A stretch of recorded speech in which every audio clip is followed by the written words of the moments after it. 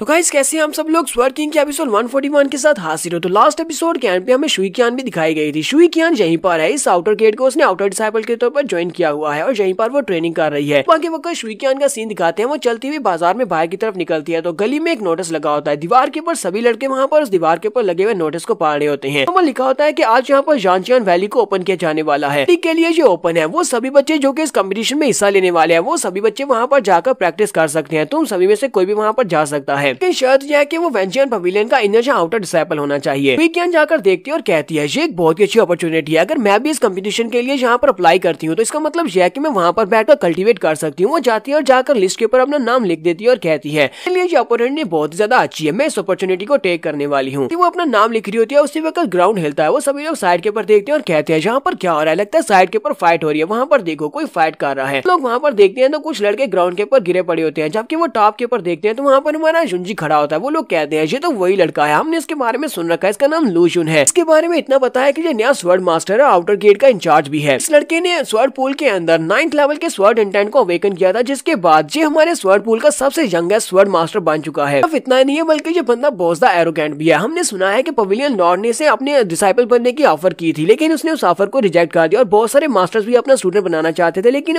इसने उन सभी ऑफर्स को भी रिजेक्ट कर दिया। सिर्फ इतना ही नहीं बल्कि इसने इंटरनल अफेयर्स डिपार्टमेंट को छोड़कर खुद यहाँ पर आउटर गेट का इंचार्ज बनने के बारे में रिक्वेस्ट की थी और उन लोगों ने इसकी बात को मान लिया था। हमारे शुई कियान उन सभी लोगों के बीच में भीड़ में से निकलकर आगे की तरफ बाड़ी होती है और कहती है मुझे रास्ता दो, मुझे भी देखना है। सामने की तरफ देखती है और कहती है तो क्या यही वो मास्टर लूजुन है जिसके बारे में सभी लोग बातें करते हैं कि ये सबसे यंगेस्ट स्वर्ड मास्टर है, आउटर गेट को इंचार्ज के तौर पर ज्वाइन किया है। जैसे वो हमारी शुई कियान उसकी तरफ देखती है उससे फैमिलियर से फीलिंग आती है। वो कहती है इसको देखकर मुझे ऐसा क्यों लगता है कि ये थोड़ा बहुत जाना पहचाना लगता है। हमें जानचियान वैली का दिखाया जाता है। वैली के दरवाजे ओपन हो चुके हैं और सभी बच्चे जो कि पार्टिसिपेंट्स हैं वो जानचियान वैली की तरफ चल पड़ते हैं। सभी काफी ज्यादा खुश होते हैं और कहते हैं साल में सिर्फ और सिर्फ एक ही बार जो चांस हमारे हाथ लगता है, आज हम लोग यहाँ पर कल्टीवेट करेंगे और अपनी कल्टीवेशन को बढ़ा पाएंगे। उनमें से कहता है मैंने सुना है कि जानचियान वैली में बहुत ही ज्यादा इमेंस स्पिरिचुअल पावर होती है और मैंने ये भी सुना है कि यहाँ पर स्पिरिचुअल पावर के साथ साथ स्वर्ड प्रेशर बहुत ज्यादा होता है। हम लोग यहाँ पर बैठकर कल्टीवेट करके ब्रेक थ्रू करते हैं तो हम लोग हायर लेवल तक पहुंच सकते हैं। ये सभी बच्चे अभी यहीं पर होते हैं कि उसी वक्त वहाँ पर दो पावरफुल मास्टर्स की एंट्री होती है। ये दोनों ही कोड डिसाइपल्स हैं जिनके बारे में पीछे बताया गया था। एक का नाम की यूजेन होता है, दूसरे का नाम सिंह होता है। वो दोनों उन सभी लोगों के सामने एंट्री मारते हैं। वो सभी बच्चे उन्हें देखकर हैरान भी हो रहे होते हैं और साथ ही बहुत ज्यादा एक्साइटेड भी होते हैं। वो कहते हैं ये एक तो की यांगशन का बेटा है, नाम की यूशन है, ये हमारा कोड डिसाइपल है कि इस बार का कंपटीशन यही लड़का जीतने वाला है। लूजिंग से कहता है लूजिंग क्या कैसे हो तुम, काफी दिनों के बाद तुम्हें देख रहा हूँ, तुम तो प्रैक्टिस ही करते रहते हो। साथ ही वो लोग हमें लूजिंग के बारे में बताते हैं। वो कहते हैं ये भी एक फर्स्ट क्लास का फाइटर है क्योंकि इसके मास्टर जो है वो एक क्रिमिनल लॉ के मास्टर है, यानी पवेलियन लॉर्ड के ब्रदर भी हैं। वूचन एक बहुत ही पावरफुल वॉरियर है और उनका स्टूडेंट भी उन्हीं की तरह बहुत ज्यादा पावरफुल है। ये भी यहाँ पर इस कंपटीशन को जीत सकता है। ये दोनों ही टॉप पोजीशन के लिए आपस में फाइट करने वाले हैं। ये दोनों भी यहीं पर खड़े होते हैं। किसी वक्त हमारा जुंजी भी साइड के ऊपर से प्रिंसेस जिया के साथ वहाँ पर आ जाता है। वे लोग कहते हैं तो यहाँ पर तो मास्टर स्वर्ड मास्टर लूजुन भी चले आए हैं। इनके साथ हमारी डायनेस्टी की फर्स्ट ब्यूटी प्रिंसेस जिया किंग चेंग है। लगता है कि इन दोनों का आपस में कोई ना कोई रिलेशनशिप है, इसी वजह से ये दोनों यहाँ पर इकट्ठे आ रहे हैं। तो वहाँ पर जो मास्टर होता है वो उन सभी लोगों से कहता है तो टाइम आ चुका है तुम सभी को जानचियान पवेलियन में जाने का, तुम सभी लोग अंदर जाकर प्रैक्टिस कर सकते हो, लेकिन मैं तुम्हें यहाँ पर बता दूं कि तुम लोग आपस में फाइट नहीं कर सकते और जो भी आपस में फाइट करेगा उससे जानचियान वैली से बाहर निकाल दिया जाएगा। तुम्हें इस रूल को बहुत ही स्ट्रिक्टली फॉलो करना होगा। चुपचाप जाओ, जाकर अपना अपना कल्टीवेट करो। चुंजी प्रिंसेस जिया से कहता है तो ठीक है फिर मैं पहले आगे बढ़ता हूँ और वो आगे की तरफ बढ़ जाता है। प्रिंसेस जिया से कहती है अच्छा ठीक है तुम्हें गुड लक। ये लोग वहाँ पर एक ब्रिज होता है, ब्रिज के ऊपर से सीढ़ियाँ उतरते हुए नीचे की तरफ आ रहे होते हैं। सीढ़ियाँ उतरकर फिर एक ब्रिज आता है और नीचे उतरते हैं क्योंकि यहाँ पर टोटल 9 लेवल्स होते हैं। चुंजी भी सीढ़ियाँ उतरते हुए वहाँ पर नीचे की तरफ आ रहा था तो उसके सामने की यूजन आ जाता है। वो उसके सामने आकर उसका रास्ता ब्लॉक करता है और उसे कहता है स्वर्ड मास्टर लूजुन तो यहाँ पर इतने लंबे अरसे से तुम्हारा इंतजार कर रहा था लेकिन तुम लोग मेरी तरफ देख भी नहीं रहे। तो हमारा जुंजी से कहता है तुम्हारा मसला क्या है, तुम्हें मुझसे क्या चाहिए। तो की यूजन उसे कहता है तुम मेरे साथ एक गेम खेलना चाहोगे, तुम्हारे साथ एक गेम खेलना चाहता हूँ। जुंजी उसको इग्नोर करते हुए आगे बढ़ जाता है, कहता है नहीं मुझे इसमें सब में कोई भी इंटरेस्ट नहीं है। की यूजन उसे कहता है स्वर्ड मास्टर लूजुन तुम्हें अच्छी तरह से पता होना चाहिए कि तुम्हारी कल्टीवेशन बेस के साथ 3 पोजीशन में पहुंच पाना बहुत ज्यादा मुश्किल है। मुझे नहीं लगता है कि तुम एलिमिनेशन राउंड को पार करने के बाद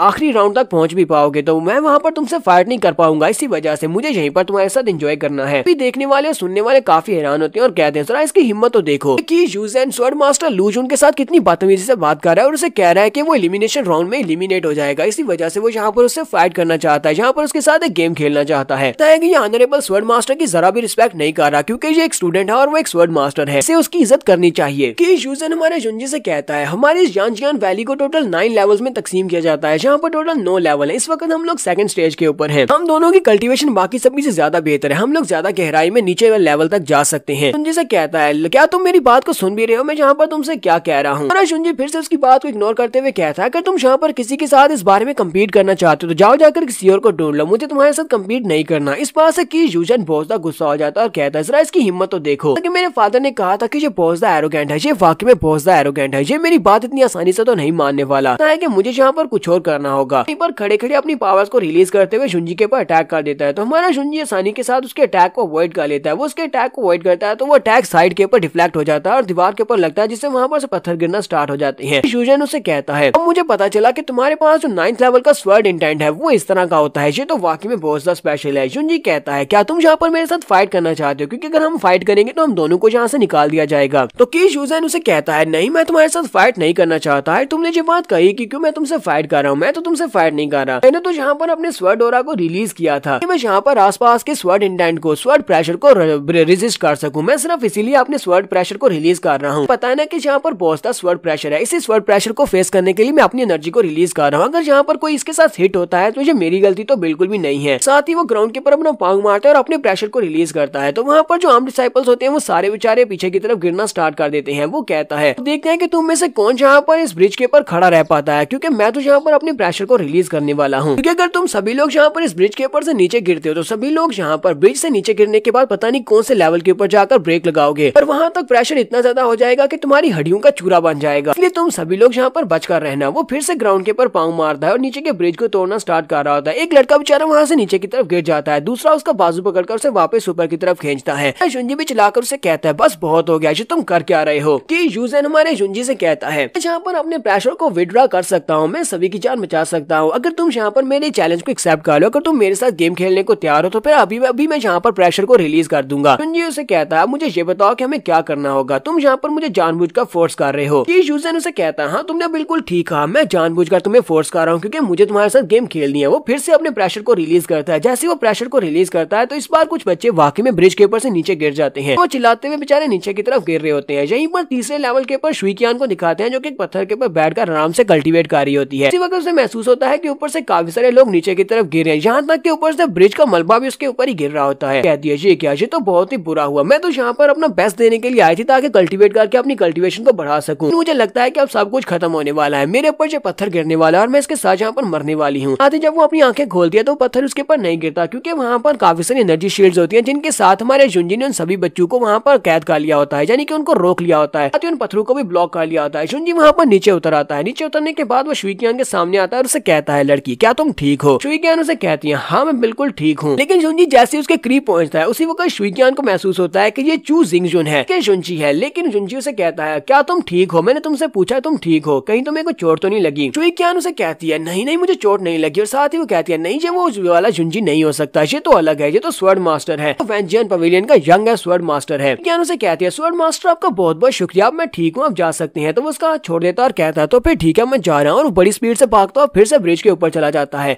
शर्माना शुरू कर देती है और कहती है क्या वाकई में ये मास्टर लूजुन था या मेरा शुंजी था। शुंजी वापस से ऊपर चला जाता है। एक तरफ तो यंग मास्टर की होता है, दूसरी तरफ हमारा शुंजी होता है। मास्टर की तालियां बजाते हुए कहता है स्वर्ड मास्टर लूजुन तुम तो वाकई में स्वर्ड मास्टर होने के लायक हो, तुम एक राइटियस पर्सन हो, तुमने यहाँ पर स्टूडेंट्स की जान बचा ली, इस बात से मुझे बहुत ज्यादा अच्छा लगा। शुंजी उसे कहता है कि तुम मास्टर की के बेटे हो, ऊपर से तुम एक कोल्ड डिसाइपल भी हो, तुम यहाँ पर मुझे फोर्स कर रहे हो ये सब कुछ करने के लिए, और ऊपर से तुमने बहुत सारे बच्चों की जान को खतरे में डाल दिया। तुम्हें नहीं लगता कि तुम्हें यहाँ पर इस बात के ऊपर शर्म आनी चाहिए, तुम्हें बहुत ज्यादा बेशर्म इंसान हो। वो आगे हंसना शुरू कर देता और कहता है कौन सी शर्म, मुझे किसी किस्म की शर्म नहीं आती, ऊपर से मुझे इन सभी कीड़े मकोड़ों की जान से क्या फर्क पड़ता है, अगर ये मरते हैं तो मरे, मुझे इस बात से बिल्कुल ही फर्क नहीं पड़ता। शुंजी से कहता है तुम तो वाकई में बहुत ज्यादा बेशर्म इंसान हो। वो कहता है ठीक है मैं तुम्हारे चैलेंज को एक्सेप्ट कर लेता हूँ, लेकिन चैलेंज को एक्सेप्ट करने के लिए मुझे यहाँ पर तुम्हारे साथ बैट भी करना है, तुम मेरे साथ बैट करो। तुम मेरे साथ बैटिंग नहीं करते तो फिर मुझे यहाँ पर तुम्हारे साथ खेलने में कोई भी इंटरेस्ट नहीं है। तो यंग मास्टर से कहता है तो फिर बताओ कि तुम्हें क्या चाहिए, मेरे पास बहुत सारे लिंकशी स्पिरिट टूल्स हैं, बहुत सारे मटेरियल्स हैं और बहुत सारा पैसा भी है, तुम्हें जो चाहिए वो बताओ, मैं वो बैट करने को तैयार हूँ। शुंजी से कहता है नहीं नहीं ये सब कुछ तो मेरे पास भी बहुत है, मुझे ये सब कुछ नहीं चाहिए, मुझे तुम्हारी एल्बो के ऊपर लगा हुआ वो पैड चाहिए, मुझे लगता है कि वो काफी ज्यादा अच्छा है, मैं यहाँ पर जीत जाता हूँ तो मुझे तुम्हारे बाजू के ऊपर लगा हुआ वो पैड चाहिए, वो मेरा है। यंग मास्टर की अपने पैड की तरफ देखता और कहता है हालांकि ये पैड दिखने में बहुत ज्यादा अगली दिखाई देता है और उसे देखकर पता भी नहीं चलता कि ये किंग लेवल का वेपन है, लेकिन ये असली का किंग लेवल का वेपन है जो मेरी फैमिली में जनरेशन टू जनरेशन आता है। यंग मास्टर की उसे कहता है चलो ठीक है, मैं ये पैड तुम्हें दे दूंगा, लेकिन अगर यहाँ पर तुम हारते हो तो तुम मुझे क्या दोगे। जुनजी अपने पास है 3 किंग लेवल के आर्टिफैक्ट्स और वेपन्स निकालता है और उसे कहता है मेरे पास 3 किंग लेवल के वेपन्स हैं, मैं यहाँ पर इस मैच को हार जाता हूँ तो मैं बदले में तुम्हें 3 किंग लेवल के वेपन्स देने वाला हूँ। ये देखकर तो यंग मास्टर की भी हैरान होता है और कहता है ये तीनों की तीनों तो वाकई में किंग लेवल के वेपन्स हैं और मेरे इस पैड से तो ज्यादा बेहतर है। मेरे पास सिर्फ एक पैड है जो कि काफी अगली दिखाई देता है, लेकिन ये तीनों से ज्यादा बेहतर है, चलो इसकी ऑफर को एक्सेप्ट कर लेते हैं। यंग मास्टर क्यू से कहता है चलो ठीक है, मुझे तुम्हारी बैटिंग मंजूर है, चलो फिर अभी स्टार्ट करते हैं। पर इन दोनों में ये वाला कंपटीशन स्टार्ट होने वाला है कि कौन ज्यादा गहराई में कौन से लेवल तक जा सकता है। तो ये कंपटीशन कैसे एंड होने वाला है ये तो हम लोग नेक्स्ट एपिसोड में देखेंगे, जहां पर एपिसोड 141 का एंड करेंगे। एपिसोड की एक्सप्लेनेशन अच्छी लगी हो तो कमेंट करके जरूर बताइएगा, चैनल को सब्सक्राइब कर दे, वीडियो को लाइक और शेयर कर दे, शुक्रिया।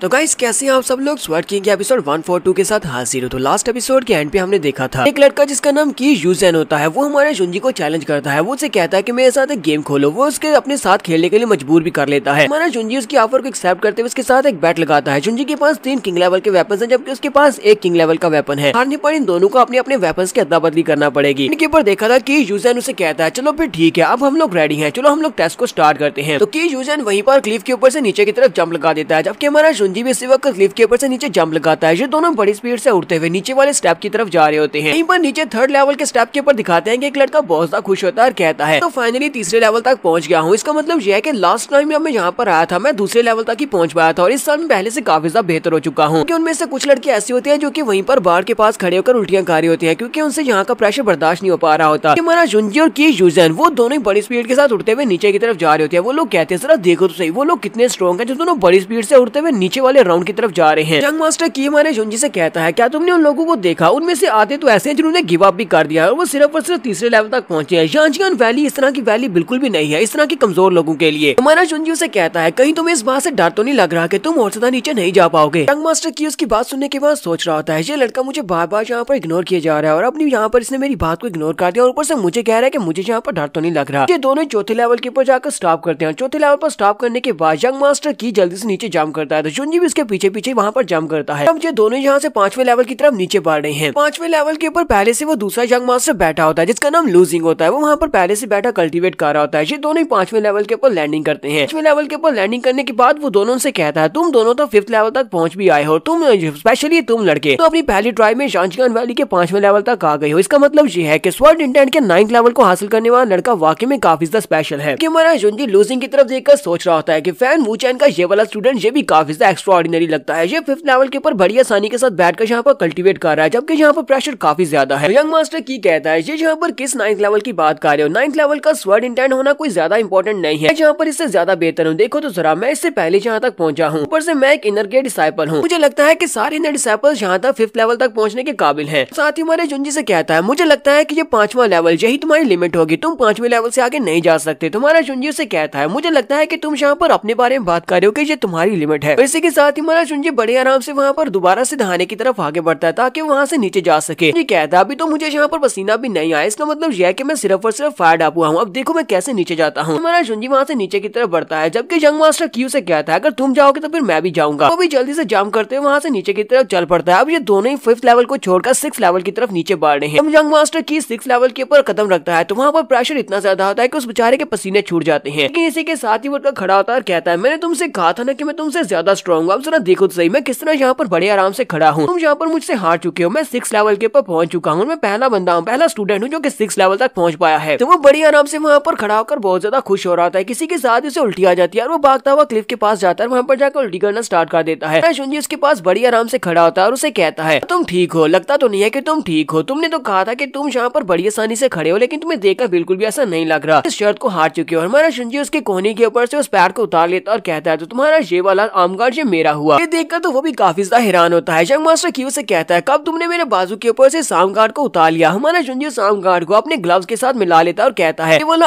आर्म गार्ड जो तुमने पहना हुआ था ये असल में वेंटेन आर्म गार्ड का ही एक हिस्सा था और इसके साथ अब ये वापस जुड़ चुका है। यंग मास्टर की हमारे जुनजी से कहता है लूजुन तुम्हें यहाँ पर ज्यादा एरोगेंट होने की जरूरत नहीं है क्योंकि 10 दिन के बाद हमारे कंपटीशन स्टार्ट होने वाले हैं और कंपटीशन स्टार्ट होने के बाद मैं बड़ी आसानी से तुम्हें हरा दूंगा, वहाँ पर मैं ही हूँ जो फाइनल में तुमसे मुकाबला करेगा। हमारा जुनजी से कहता है तो फिर ठीक है मैं उस दिन का इंतजार करूंगा। फिर साथ ही वो 6 लेवल से भी नीचे जंप कर जाता है। वो जंप करते हुए नीचे की तरफ जा रहा होता है। यंग मास्टर की कहता है ये लड़का है कौन, इसकी रियल आइडेंटिटी क्या है। ये लड़का तो 6 लेवल से भी नीचे चला गया है। ये लड़का जहाँ पर इतनी ज्यादा स्वर्ड प्रेशर साथ में इतनी ज्यादा एयर प्रेशर, इन दोनों की रेजिस्टेंस को कैसे फेस कर सकता है और इतनी आसानी के साथ फ्री फॉल कैसे कर सकता है। लगता है कि इस लड़के को पहले से इस बारे में पता था कि यहाँ पर इस कंपटीशन को जीतने वाला है। इसी वजह से इसने मेरे सामने 3 किंग लेवल के वेपन्स रखे थे कि मुझे ललचाकर अपनी जाल में फंसा सके, और इसने यहाँ पर मुझे फंसा भी लिया और मेरे पास से मेरा आर्म गार्ड भी छीन लिया है। मैं नेक्स्ट सीन नीचे का दिखाया जाता है तो हमारा जुंजी नीचे जाकर बैठा कल्टीवेट कर रहा था। पता नहीं यहाँ पर जो 9th लेवल पर बैठा हुआ है या फिर कौन से लेवल पर है, क्योंकि यहाँ पर जो मेंशन नहीं किया जा रहा कि हमारा जुंजी कौन से लेवल के ऊपर आकर बैठा है। जुंजी जब वहाँ पर बैठकर कल्टीवेट कर रहा था तो वहाँ पर जबरदस्त एनर्जी निकलती है और इसी एनर्जी के साथ उसकी बॉडी के अंदर से ड्रैगन रिलीज होता है और उस एनर्जी के साथ वो ड्रैगन बना होता है। जुंजी कहता है यहाँ पर स्वर्ड प्रेशर इतना ज्यादा है कि मैंने स्वर्ड प्रेशर के अंडर बैठ कर कल्टीवेट किया, जिससे मुझे फायदा हुआ। मैंने यहाँ पर ब्रेक थ्रू कर लिया, यानी कि अब मैं हिवनली स्पिरिट राम के 2nd लेवल तक पहुंच चुका हूँ। इसका मतलब यह कि जॉन्जियान वैली के अंदर आकर बैठकर कल्टीवेट करना मेरे लिए बहुत ज्यादा फायदेमंद साबित हुआ है। इसी के साथ ही हमारे जुंजी को वहाँ पर सामने से काफी कुछ अजीब सा महसूस होता है। जुंजी कहता है मुझे ये अजीब सी फीलिंग महसूस हो रही है। इस वर्ड बाहर निकलती है और उसे कहती है मुझे लगता है कि तुम यहाँ पर किसी किस्म के स्वर्ड के को महसूस कर रहे हो जो कि तुम्हें यहाँ पर समन कर रही है। किसी समन स्वर्ड का एरा महसूस हो रहा है। जुंजी कहता है इस बात का क्या मतलब है कि हम किसी स्वर्ड को यहाँ पर समन भी कर सकते हैं। वो उसे कहती है क्या तुम्हें पता है कि एक तलवार का जो सीड होता है वो स्पिरिचुअल पावर से बनता है, वो हमेशा एक रिएक्शन क्रिएट करता है। मुझे लगता है कि यहाँ पर इस वैली के अंडरग्राउंड में जहाँ पर एक बहुत ही पावरफुल स्वर्ड दबी हुई है जिसकी स्पिरिचुअल एनर्जी बहुत ज्यादा है, जिसकी वजह से इस पूरी वैली में इतना ज्यादा स्वर्ड प्रेशर होता है। मुझे लगता है कि जॉन्जियान वैली के अंदर जितना भी स्वर्ड प्रेशर है तुम सभी लोग यहाँ पर प्रैक्टिस के लिए यूज कर रहे हो, ये सारे का सारा स्वर्ड प्रेशर उसी दबी हुई तलवार के अंदर से निकल रहा है। वो इतनी पावरफुल तलवार हो सकती है। जुंजी कहता है क्या वाकई में ऐसा हो सकता है कि यहाँ पर इतनी पावरफुल तलवार नीचे दबी हुई है। हमारा जुंजी कहता है तो मुझे लगता है कि अगर यहाँ पर वाकई में कोई तलवार गड़ी हुई है तो उस तलवार के बारे में सिर्फ फैन वूजी को ही पता होगा। फैन वूजी इस वक्त पूरे के पूरे सेक्टर का सेक्टर लॉर्ड है, तो उसे तो इस बारे में जरूर पता होगा कि यहाँ पर अंडरग्राउंड में क्या है। सीन में 10 दिन के बाद का दिखाया जाता है। 10 दिन के बाद वेंचियन पवेलियन में वो कंपटीशन स्टार्ट होने वाला है, जिस कंपटीशन में हमारे जुंजी की बैट भी लगी हुई है, पर सभी लोग पहले से मौजूद होते हैं। जबकि वो सारे लोग जो कि यहाँ पर मैचेस को देखने के लिए आए होते हैं वो भी सभी लोग वहाँ पर पहुंच चुके हैं और कहते हैं ये वाला कंपटीशन जिसे हिवनली स्वॉर्ड कंपटीशन भी कहते हैं वो बहुत ही जल्दी यहाँ पर स्टार्ट होने वाला है। अगर हम लोग यहाँ पर इस कंपटीशन में अच्छा करते हैं तो ना सिर्फ हमें इससे पॉपुलैरिटी मिलेगी बल्कि बहुत सारे स्वॉर्ड मास्टर्स हमारी टेक्निक्स को देखेंगे, हमारे टैलेंट्स को देखेंगे और हमें रिक्रूट करने के बारे में सोचेंगे। सिर्फ इतना ही नहीं, हर साल जब यहाँ पर कोई ना कोई हिवनली स्वॉर्ड के चैलेंज को जीत जाता है और टॉप पोजीशन के ऊपर आता है उसे यहाँ पर 9 परफॉर्म सेलेस्टियल बीड्स में से 3 बीड्स दिए जाते हैं, जिससे वह बड़ी आसानी से हिवनली स्पिरिट राम में ब्रेक थ्रू कर सकता है। बीड ना सिर्फ लो लेवल के लोगों की कल्टीवेशन को हिवनली स्पिरिट राम में पहुंचाने के लिए बल्कि हिवनली स्पिरिट राम के एक्सपर्ट्स भी इन बीड्स को यूज करके इनकी एनर्जी को यूज करते हुए अपने लेवल को आगे बूस्ट कर सकते हैं। यहाँ पर पवेलियन लॉर्ड उनके साथ उनके सारे स्वॉर्ड मास्टर्स वो सभी लोग वहाँ पर उनके ऊपर आसमान में अपीयर होते हैं और उनसे कहते हैं प्लीज हमें माफ करना कि हम सभी लोग यहाँ पर लेट आए हैं। इसका दिन हमारी वेंचियन पवेलियन के लिए बहुत ही बड़ा दिन है। आज हम लोग यहाँ पर अपने स्वॉर्ड असेंशन इस कंपटीशन को स्टार्ट करने वाले हैं। तो फैन वूजी उन सभी लोगों से कहते हैं मैं उम्मीद करता हूँ कि जो भी बच्चे यहाँ पर इस कंपटीशन में हिस्सा लेने वाले हैं वो यहाँ पर अपना बेस्ट देंगे, वो यहाँ पर अपने टैलेंट्स को फुली शो करवाएंगे ताकि हम लोग देख सकें कि तुम लोग कितने लायक हो, पिछले 1 साल में तुमने क्या सीखा है। सभी बच्चे कहते हैं हाँ हम लोग यहाँ पर रेडी हैं, चलो जल्दी से कंपटीशन को स्टार्ट करवाओ। मास्टर जानबो कहते हैं अभी तक हमारा लूजुन क्यों नहीं आया, स्वॉर्ड मास्टर लूजुन यहाँ पर होना चाहिए था, बाकी के सभी लोग तो यहाँ पर आ चुके हैं, वो अभी तक यहाँ पर नहीं पहुंचा। स्वॉर्ड मास्टर उन सभी लोगों से कहते हैं तो यहाँ पर टोटल 8 अरीना बनाए गए हैं, तुम सभी कंटेस्टेंट को इन 8 अरीनास में से किसी एक को चूज करना होगा। 8 अरीनास में से किसी एक अरीना को चूज करना होगा। अपने अरीना को चूज करने के बाद वहाँ पर जितने बच्चे एक अरीना के ऊपर होंगे उन सभी को आपस में फाइट करना होगी जब तक कि आखिरी बंदा वहाँ पर उस अरीना में बच ना जाए। और एंड के ऊपर हमें सिर्फ और सिर्फ 8 कंटेस्टेंट चाहिए जो कि टॉप पोजीशन पर होंगे, यानी कि वहाँ पर बचने वाले सर्वाइव करने वाले सिर्फ 8 लोग हमें चाहिए। तो ठीक है अब जल्दी से जाओ और अपने अपने अरीना में चले जाओ, जाकर अपने अपने ओपोनेंट्स को चूज करो, उनसे फाइट करो और टॉप पोजीशन के ऊपर आकर दिखाओ। ये सभी बच्चे अपने अपने अरीना में जंप करते हुए चले जाते हैं। तो लूजिंग अपने एक अरीना में जाता है जबकि यंग मास्टर की अपने अलग अरीना में जाता है। यंग मास्टर की यहाँ पर इस बात को लेकर भी परेशान होता है कि लूजिंग क्योंकि पनिशमेंट हाल का एक डिसाइपल है और उसकी पावर्स पनिशिंग की पावर्स काफी ज्यादा है, इसी वजह से मुझे नहीं लगता कि ज्यादा डिसाइपल उसके अरीना में जाने वाले हैं। डिसाइपल्स आसपास के अरीनास को चूज करेंगे, इसी वजह से हमको यहाँ पर ज्यादा स्टूडेंट्स के साथ फाइट करना पड़ेगी। यंग मास्टर की आगे बढ़ता है और उन सभी नीचे वाले लोगों से कहता है क्या तुम में से किसी ने स्वॉर्ड मास्टर लूजन को यहाँ पर देखा है? मैं की यूजेन यहाँ पर उसको चैलेंज करना चाहता हूँ, मैं चाहता हूँ कि वो यहाँ पर मेरे अरीना में आए, मेरे अरीना में आकर मुझसे फाइट करे। लूजिंग कहता है मैंने सुना है कि जब वो पहली बार जिंजियान वैली में गया था वहाँ पर अंडरग्राउंड में, तो वहाँ पर नीचे बैठकर वो कल्टीवेट कर रहा है और तब से अभी तक वो वहाँ से बाहर ही नहीं निकला। ऐसा तो नहीं है कि अब उसे इस कंपटीशन में कोई भी दिलचस्पी नहीं रही और वो वहाँ पर बैठकर सिर्फ कल्टीवेट करना चाहता है ताकि अपनी पावर्स को बढ़ा सके। उसी वक्त उन्हें जिंजियान वैली के अंदर से जबरदस्त एनर्जी निकलती हुई महसूस होती है, वहाँ पर जबरदस्त एनर्जी बीम निकलती है। सभी लोग साइड के ऊपर देखते हैं, फैन वूजी और उसके साथ जानबो दोनों इसी तरफ देख रहे होते हैं, बाकी के सभी मास्टर भी उसी तरफ देख रहे होते हैं कि वहाँ पर इतना ज्यादा प्रेशर कहाँ से निकल रहा होता है। प्रेशर इतना ज्यादा होता है कि यहाँ पर खड़े हुए लड़के के भी उस प्रेशर को महसूस करते हैं और सामने की तरफ गिर जाते हैं। हमारा जुंजी अपने दोनों फीनिक्स विंग्स को निकालता है और उड़ता हुआ वहाँ पर पहुंच जाता है और उन सभी से कहता है कहीं मैं यहाँ पर आने में लेट तो नहीं हो गया। मिस टैंग भी उसे देखकर बहुत ज्यादा एक्साइटेड होती है और कहती है ये लड़का तो बहुत ज्यादा हैंडसम है, राम जी पंखों के साथ तो और भी ज्यादा हैंडसम लग रहा है। तो हमारा जुंजी वहाँ पर नीचे उतरता है। मास्टर जानबू आगे बढ़ते हैं और उसे कहते हैं कि तो तुम वहाँ पर उस वैली के अंदर बैठकर कल्टीवेट कर रहे थे, तुम यहाँ पर इतनी देर से इसी वजह से पहुंचे हो क्योंकि तुम वहाँ पर कल्टीवेट कर रहे थे, ऊपर से तुमने यहाँ पर ब्रेक थ्रू भी कम्प्लीट कर लिया है। सिर्फ 10 दिन में तुमने यहाँ पर ब्रेक थ्रू कम्प्लीट किया है, जो तो वाकई में बहुत ही अच्छी बात है कि तुम्हारी कल्टीवेशन पहले से काफी ज्यादा बढ़ गई है। लगता है कि वहाँ पर शांशियान वैली में जाने का तुम्हें फायदा हुआ है। मास्टर टैंग आगे बढ़ती है और उसे कहती है कि तुमने अपनी कल्टीवेशन को सक्सेसफुली इंप्रूव किया है, तुम्हें अपने आप को यहाँ पर ज्यादा फोर्स करने की जरूरत नहीं है क्योंकि ये वाला कंपटीशन बहुत ज्यादा हार्ड होने वाला है और तुम्हारे लिए इस कंपटीशन को जीतने के चांसेस बहुत ज्यादा कम है। जुंजी से कहता है मास्टर आपको परेशान होने की बिल्कुल भी जरूरत नहीं है, मुझे ये बात पहले से पता है कि ये कंपटीशन कितना ज्यादा टफ होने वाला है, मुझे ये भी पता है कि मुझे कैसे इस कंपटीशन को जीतना है। तो जहाँ पर हम लोग अपनी एपिसोड 142 का एंड करेंगे। एपिसोड की एक्सप्लेनेशन अच्छी लगी हो तो कमेंट करके जरूर बताइएगा। चैनल को सब्सक्राइब कर दे, वीडियो को लाइक और शेयर कर दे। शुक्रिया।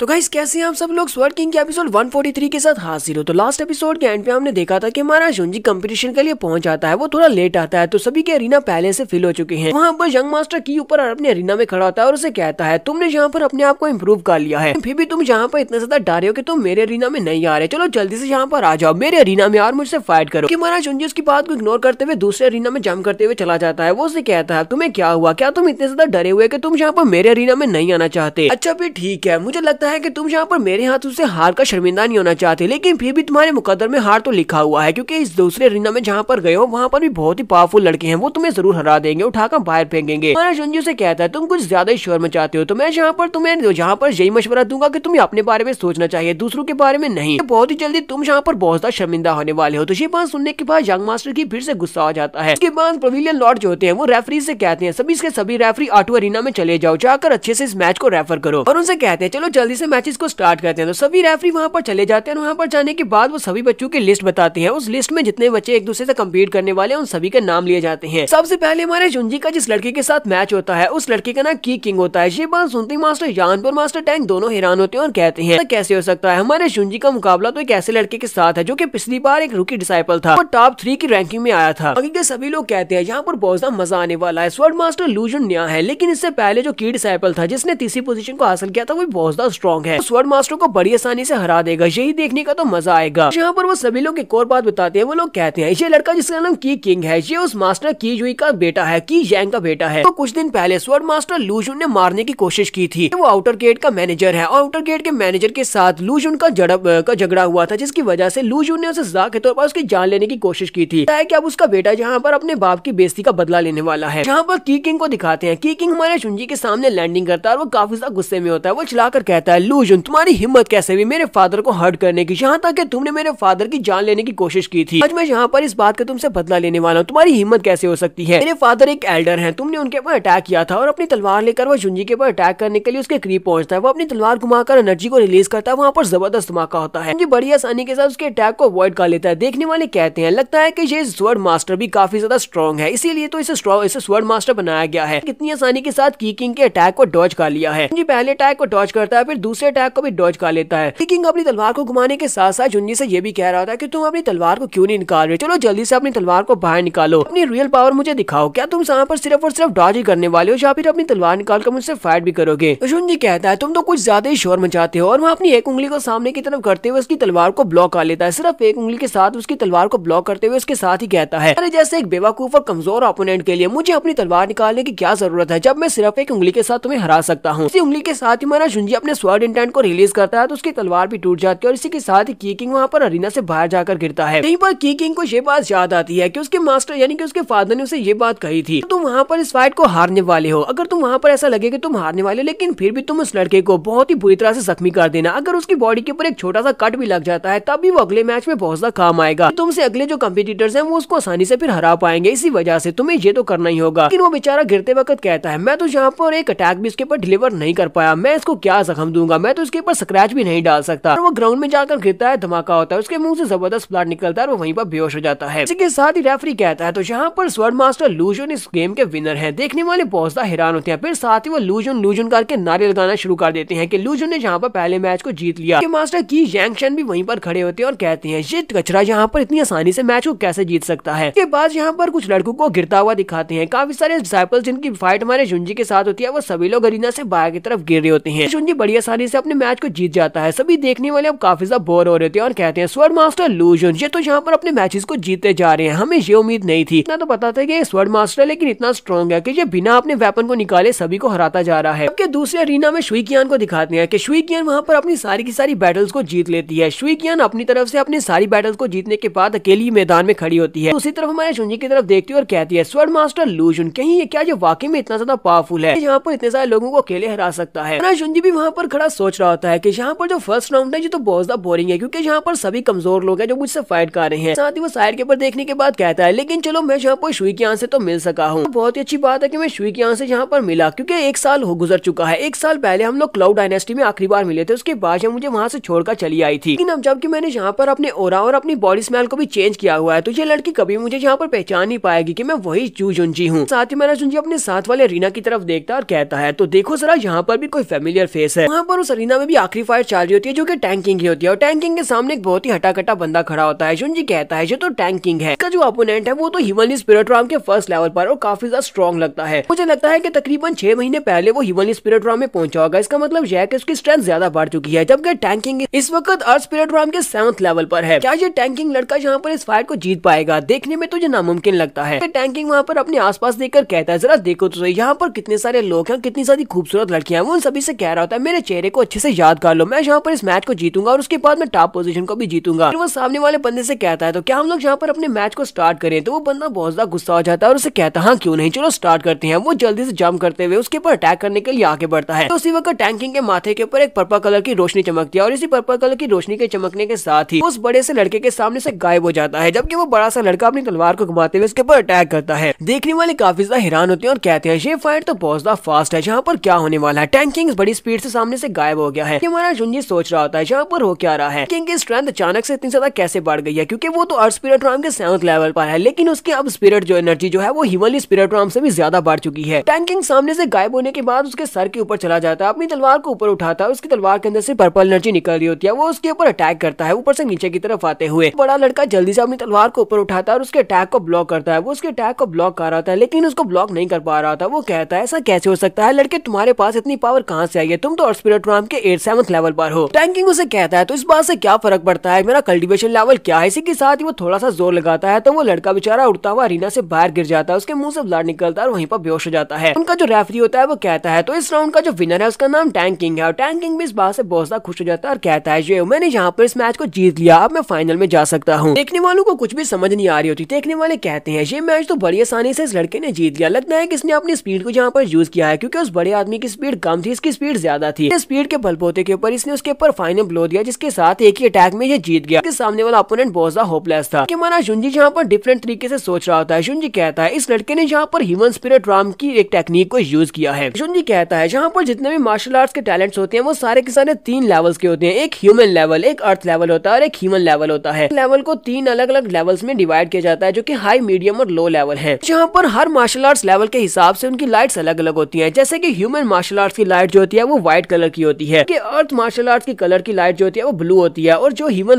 लाइट होती है वो पर्पल कलर की होती है। और इस लड़के के पास माथे के ऊपर जो लाइट चमक रही है वो प्योर पर्पल कलर की है। मतलब यह कि इस लड़के के पास ह्यूमन नहीं बल्कि ह्यूमन लेवल से भी अबव हाई लेवल की ह्यूमन स्पिरिट लेवल की मार्शल आर्ट्स की स्पिरिट है। जी कहता है मैंने तो ऐसा बिल्कुल भी नहीं सोचा था कि मैं यहाँ पर किसी ऐसे बंदे से मिल पाऊंगा जिसका टैलेंट जो है वो ह्यूमन लेवल से भी बहुत ज्यादा ऊपर है। ये लड़का तो बहुत ज्यादा इंटरेस्टिंग है, इसी वजह से इसने ट्रायल टेस्ट को भी बड़ी आसानी से पास कर लिया था। यहाँ पर इन सभी के मैचेस खत्म होने के बाद कहा जाता है तो यहाँ पर 8 अरीना में सभी लोग आपस में फाइट कर रहे थे। तो यहाँ पर बाकी के सभी अरीना में तो फाइट खत्म हो चुकी है, सिर्फ और सिर्फ जुंजी के अरीना की फाइट बची है। जुंजी के खिलाफ अभी 2 अपोनेंट्स बचे हैं, आखिरी फाइट होने वाली है। सभी लोग कह दिए बाकी के सारे अरीना में तो ये फाइनलिस्ट फाइनल हो चुके हैं कि कौन कौन नेक्स्ट राउंड में जाने वाला है, फाइनल राउंड में जाने वाला है। यहाँ पर सिर्फ हमारे पास 3 अपोनेंट्स बचे हैं। देखते हैं कि यहाँ पर 8th अरीना में ये फाइट कैसे खत्म होने वाली है। यहाँ पर 1-on-1 फाइट तो नहीं होने वाली, तो यहाँ पर ये लोग किस तरह आपस में डिसाइड करेंगे किसको किसके साथ फाइट करनी है। कहता है कि यहाँ पर टोटल 3 लोग हैं, एक का नाम लू हुईमी और दूसरे दूसरे का नाम जी गुई है। वो दोनों ही half staff human emperor Ram में है। लेकिन हम लोग यहाँ पर स्वर्ण मास्टर लू जिन की पावर्स को भी अंडर एस्टिमेट नहीं कर सकते, क्योंकि उसने अभी तक अपनी तलवार को यूज नहीं किया। उसने जितनी भी फाइट्स की है वो सारी की सारी बेयर हैंड्स के साथ ही की है। रेफरी उन तीनों के बीच में आता है और उन तीनों से कहता है जबकि तुम तीनों ही सरीना में तीनों आखिरी बचे हुए कंटेस्टेंट हो, तो मुझे लगता है कि तुम तीनों की फाइट को जल्दी खत्म करने के लिए हम लोग यहाँ पर ये कर सकते हैं, तुम तीनों को यहाँ पर रॉयल रंबल खेलना चाहिए। तुम तीनों यहाँ पर आपस में फाइट करो, तुम में से जो भी एंड के ऊपर आखिर खड़ा होगा वही यहाँ का विनर होगा। ऐसे वो यहाँ पर बैटल रॉयल की बात करते हैं तो वो तीनों एक दूसरे की तरफ देखते हैं, जबकि बाकी के सभी लोग यहाँ पर कहते हैं ऐसा कैसे हो सकता है। स्पेशली मास्टर जानबूझ चिल्लाकर कहते हैं बैटल रॉयल का मतलब तो ये है। जुंजी यहाँ पर बहुत बड़े डिसएडवांटेज में है, क्योंकि वो दोनों आपस में हाथ मिला लेंगे, दोनों एक दूसरे को अच्छे से जानते हैं, तो दोनों मिलकर हमारे जुंजी को हराने की कोशिश करेंगे। मास्टर टैंक कहती है ये तो वाकई में बहुत ही अनफेयर मैच है, लेकिन अगर हम लोग यहाँ पर इसको दूसरे नजरिए से देखें, जुंजी इन दो हाफ स्पिरिट राम के एक्सपर्ट्स को नहीं हरा सकता, तो जुंजी यहाँ पर फाइनल में जीतने के बाद टॉप 1 पोजीशन को कैसे हासिल कर पाएगा, क्योंकि इसका मुकाबला अभी तो यंग मास्टर्स के साथ होना है जो कि बहुत ज्यादा पावरफुल है। इस वजह से इस लड़के को यहाँ पर फाइट करनी चाहिए। तो पवेलियन लॉर्ड भी कहता है ये मैच तो बहुत ज्यादा इंटरेस्टिंग होता जा रहा है। हमारा जुंजी रेफरी से कहता है अगर हम लोग यहाँ पर बैटल रॉयल करेंगे तो ये तो बैटल बहुत ही जल्दी खत्म हो जाएगी, क्योंकि मैं इन दोनों को बड़ी आसानी से एक ही झटके में हरा दूंगा। यहाँ पर अकेले से फाइट नहीं करना पड़ेगी। तो वो दोनों में से कहते हैं तुम यहाँ पर अभी भी अपनी स्वॉर्ड को यूज नहीं करने वाले, हम तुम्हें सुजेस्ट करेंगे कि अपनी तलवार को यूज करो। तो जुंजी उनसे कहता है मुझे यहाँ पर अपनी तलवार को यूज करने की जरूरत क्या है, जबकि मैं तुम दोनों को बड़ी आसानी से अपने हाथ से हरा सकता हूँ। वजह से मैं इस मैच में भी अपनी तलवार को यूज नहीं करूंगा। चलो जल्दी से आगे बढ़ो, यहाँ पर तुम लोग शुरुआत करो, मेरे पर अटैक करो। तो यहाँ पर हम लोग अपनी एपिसोड 143 का एंड करेंगे। नेक्स्ट एपिसोड में हम लोग फाइनलिस्ट की आपस में फाइट देखेंगे। एपिसोड की एक्सप्लेनेशन अच्छी लगी हो तो कमेंट करके जरूर बताइएगा। चैनल को सब्सक्राइब कर दें, वीडियो को लाइक और शेयर कर दें। शुक्रिया। तो गाइस कैसे हम सब लोग स्वॉर्ड किंग के एपिसोड 144 के साथ हाजिर हो। तो लास्ट एपिसोड के एंड पे हमने देखा था कि हमारे जुंजी की लास्ट फाइट चल रही होती है। उनके पास टोटल 3 बच्चे होते हैं और तीनों के दरमियान में वो बैटल रॉयल करवा देते हैं, यानी कि तीनों आपस में फाइट करेंगे और जो एंड के ऊपर जीतेगा वही इनका फाइनलिस्ट होने वाला है। ये कहता है ये बैटल बड़ी जल्दी खत्म हो जाएगी, जबकि वो दोनों उसको एरोगेंट समझकर उसे कहते हैं कि अपनी तलवार को यूज करो। जुंजी कहता है मैं अपनी तलवार को यूज नहीं करूंगा, क्योंकि तुम दोनों को हराने के लिए मेरे हाथ ही काफी है। वो दोनों गुस्से के साथ उसे कहते हैं तुम वाकई में बहुत ज्यादा एरोगेंट हो। तो लड़की पहले अपनी मास्टर स्पिरिट को भी रिलीज करती है और साथ ही तलवार को लेकर उसके ऊपर अटैक करने के लिए आगे बढ़ती है। अपनी तलवार को घुमाकर जब जुंजी के ऊपर अटैक करती है, जुंजी बड़ी आसानी के साथ ऊपर की तरफ जंप करते हुए उसके अटैक को अवॉइड कर लेता है, क्योंकि उसी वक्त पीछे वाली साइड से वो दूसरा लड़का अपनी तलवार लेकर हमारे जुंजी के ऊपर अटैक करने के लिए आगे बढ़ता है और कहता है तुम्हें क्या लगता है कि तुम यहाँ पर किसके खिलाफ फाइट कर रहे हो। वो अपनी तलवार को घुमाते हुए सामने की तरफ एक जबरदस्त स्ट्राइक लगाता है, लेकिन जैसे वो स्ट्राइक लगाता है जुंजी वहाँ से गायब हो जाता है और काफी सारी एनर्जी निकलती है। आसपास खड़े सारे बच्चे अपने आप को बचाने की कोशिश कर रहे थे, क्योंकि प्रेशर काफी ज्यादा होता है। वहाँ पर से धूल मिट्टी के हटने के बाद वो लड़का सामने की तरफ देखता है और वहाँ पर तो कुछ भी नहीं होता। हमारा जुंजी साइड के ऊपर खड़ा होता है। वो उनसे कहता है तुम लोग किस तरफ देख रहे हो, मैं तो यहाँ पर खड़ा हूँ। तानी तुम लोग अटैक किसके ऊपर कर रहे हो? मुझे तो लगा था कि तुम सिर्फ और सिर्फ कमजोर हो, लेकिन अब मुझे पता चला है कि तुम ना सिर्फ कमजोर हो बल्कि तुम्हारी आंखें भी बहुत ज्यादा कमजोर हैं। वो दोनों लड़की लड़का फिर से बड़ी स्पीड से उसके ऊपर अटैक करने के लिए आगे बढ़ते हैं। एक दूसरे से कहते हैं चलो मिलकर इसके ऊपर अटैक करते हैं। लड़की आगे होती है। हमारा जुंजी वहीं पर खड़े खड़े अपने स्वॉर्ड इंटेंट को रिलीज करता है। स्वॉर्ड इंटेंट को रिलीज करते हुए एनर्जी के साथ एक तलवार बनाता है और उंगली को सामने की तरफ करते हुए उस तलवार को रिलीज करता है। वो तलवार बड़ी स्पीड से उड़ती हुई लड़की की तरफ आगे बढ़ती है। जैसे ही तलवार उस लड़की के करीब पहुंचती है वो हंसना शुरू कर देती है और उसे कहती है तुम काफी ज्यादा फास्ट हो सकते हो, लेकिन शायद तुम एक बात के बारे में भूल रहे हो कि हम 2 हैं। उसी वक्त उस लड़की के पीछे से वो लड़का निकलता है उसके ऊपर अटैक करने के लिए, जबकि हमारा जुंजी यहाँ पर हल्का सा मुस्कुराता है और उसकी तलवार की डायरेक्शन वहीं से चेंज हो जाती है, उस लड़के की तरफ हो जाती है। जुंजी कहता है तुम मेरा निशाना थी ही नहीं, मेरा निशाना तो ये लड़का था। वो अपनी तलवार को सामने करते हुए अटैक को ब्लॉक करने की कोशिश करता है, जबकि हमारा जुंजी अपनी पावर को बढ़ाता है और उसकी तलवार के साथ जाकर अपनी उंगलियां टकराता है और जबरदस्त एनर्जी निकलती है और लड़का पीछे की तरफ गिर जाता है। उस लड़के के पीछे की तरफ गिरने के बाद वो हार चुका है कि वो लड़की उसे कहती है तुम यहाँ पर बार बार उस लड़के जी गुई गुई को क्यों टारगेट कर रहे थे। हमारा जुंजी से कहता है तुम्हें लगता है कि मैं यहाँ पर सिर्फ और सिर्फ उस लड़के को ही टारगेट कर रहा था, ऐसी बात नहीं है, मेरा टारगेट तो तुम दोनों ही हो। इसी वक्त नची की बनी हुई एक तलवार बड़ी स्पीड के साथ उसके सामने आकर पहुंच जाती है। वो लड़की बहुत ज्यादा घबरा जाती है और कहती है ये इतना ज्यादा फास्ट कैसे हो सकता है, ये तो मुझसे भी ज्यादा फास्ट है और इसकी तलवार तो मेरे करीब पहुंच चुकी है। तो मतलब यह है कि मैं यहाँ पर इस मैच को हारने वाली हूँ। पहले इसने यहाँ पर अपनी फुल स्ट्रेंथ को यूज नहीं किया था और अब यहाँ पर फुल स्ट्रेंथ को रिलीज कर रहा है। उसकी एनर्जी की स्वॉर्ड जैसे उस लड़की के माथे के करीब पहुंचते है वहीं पर रुक जाती है। हमारा जुंजी से कहता है तो क्या तुम यहाँ पर सरेंडर करना चाहती हो या फिर मैं तुम्हें उठाकर अरीना से बाहर फेंकूं? लड़की उसे कहती है इस बात का क्या मतलब है, तो यहाँ पर तुम्हें हराने की कोशिश की, जहाँ तक कि मैंने सारी पब्लिक के सामने तुम्हें शर्मिंदा भी किया, लेकिन फिर भी तुम यहाँ पर मुझे एक चॉइस दे रहे हो। हमारा जुंजी उसे कहता है क्योंकि मैं बहुत ज्यादा अच्छा हूँ लड़कियों के साथ स्पेशली। आगे से खामोश हो जाती है और कहती है ठीक है मैं सरेंडर करती हूँ। उसके सामने वहीं पर झुक जाती है और कहती है स्वॉर्ड मास्टर लूजन, मैं यहाँ पर अपनी डिफीट को एडमिट करती हूँ, मैं हार मानती हूँ। फ्री कहता है तो यहाँ पर इस मैच का नतीजा आ चुका है। तो इस 8वें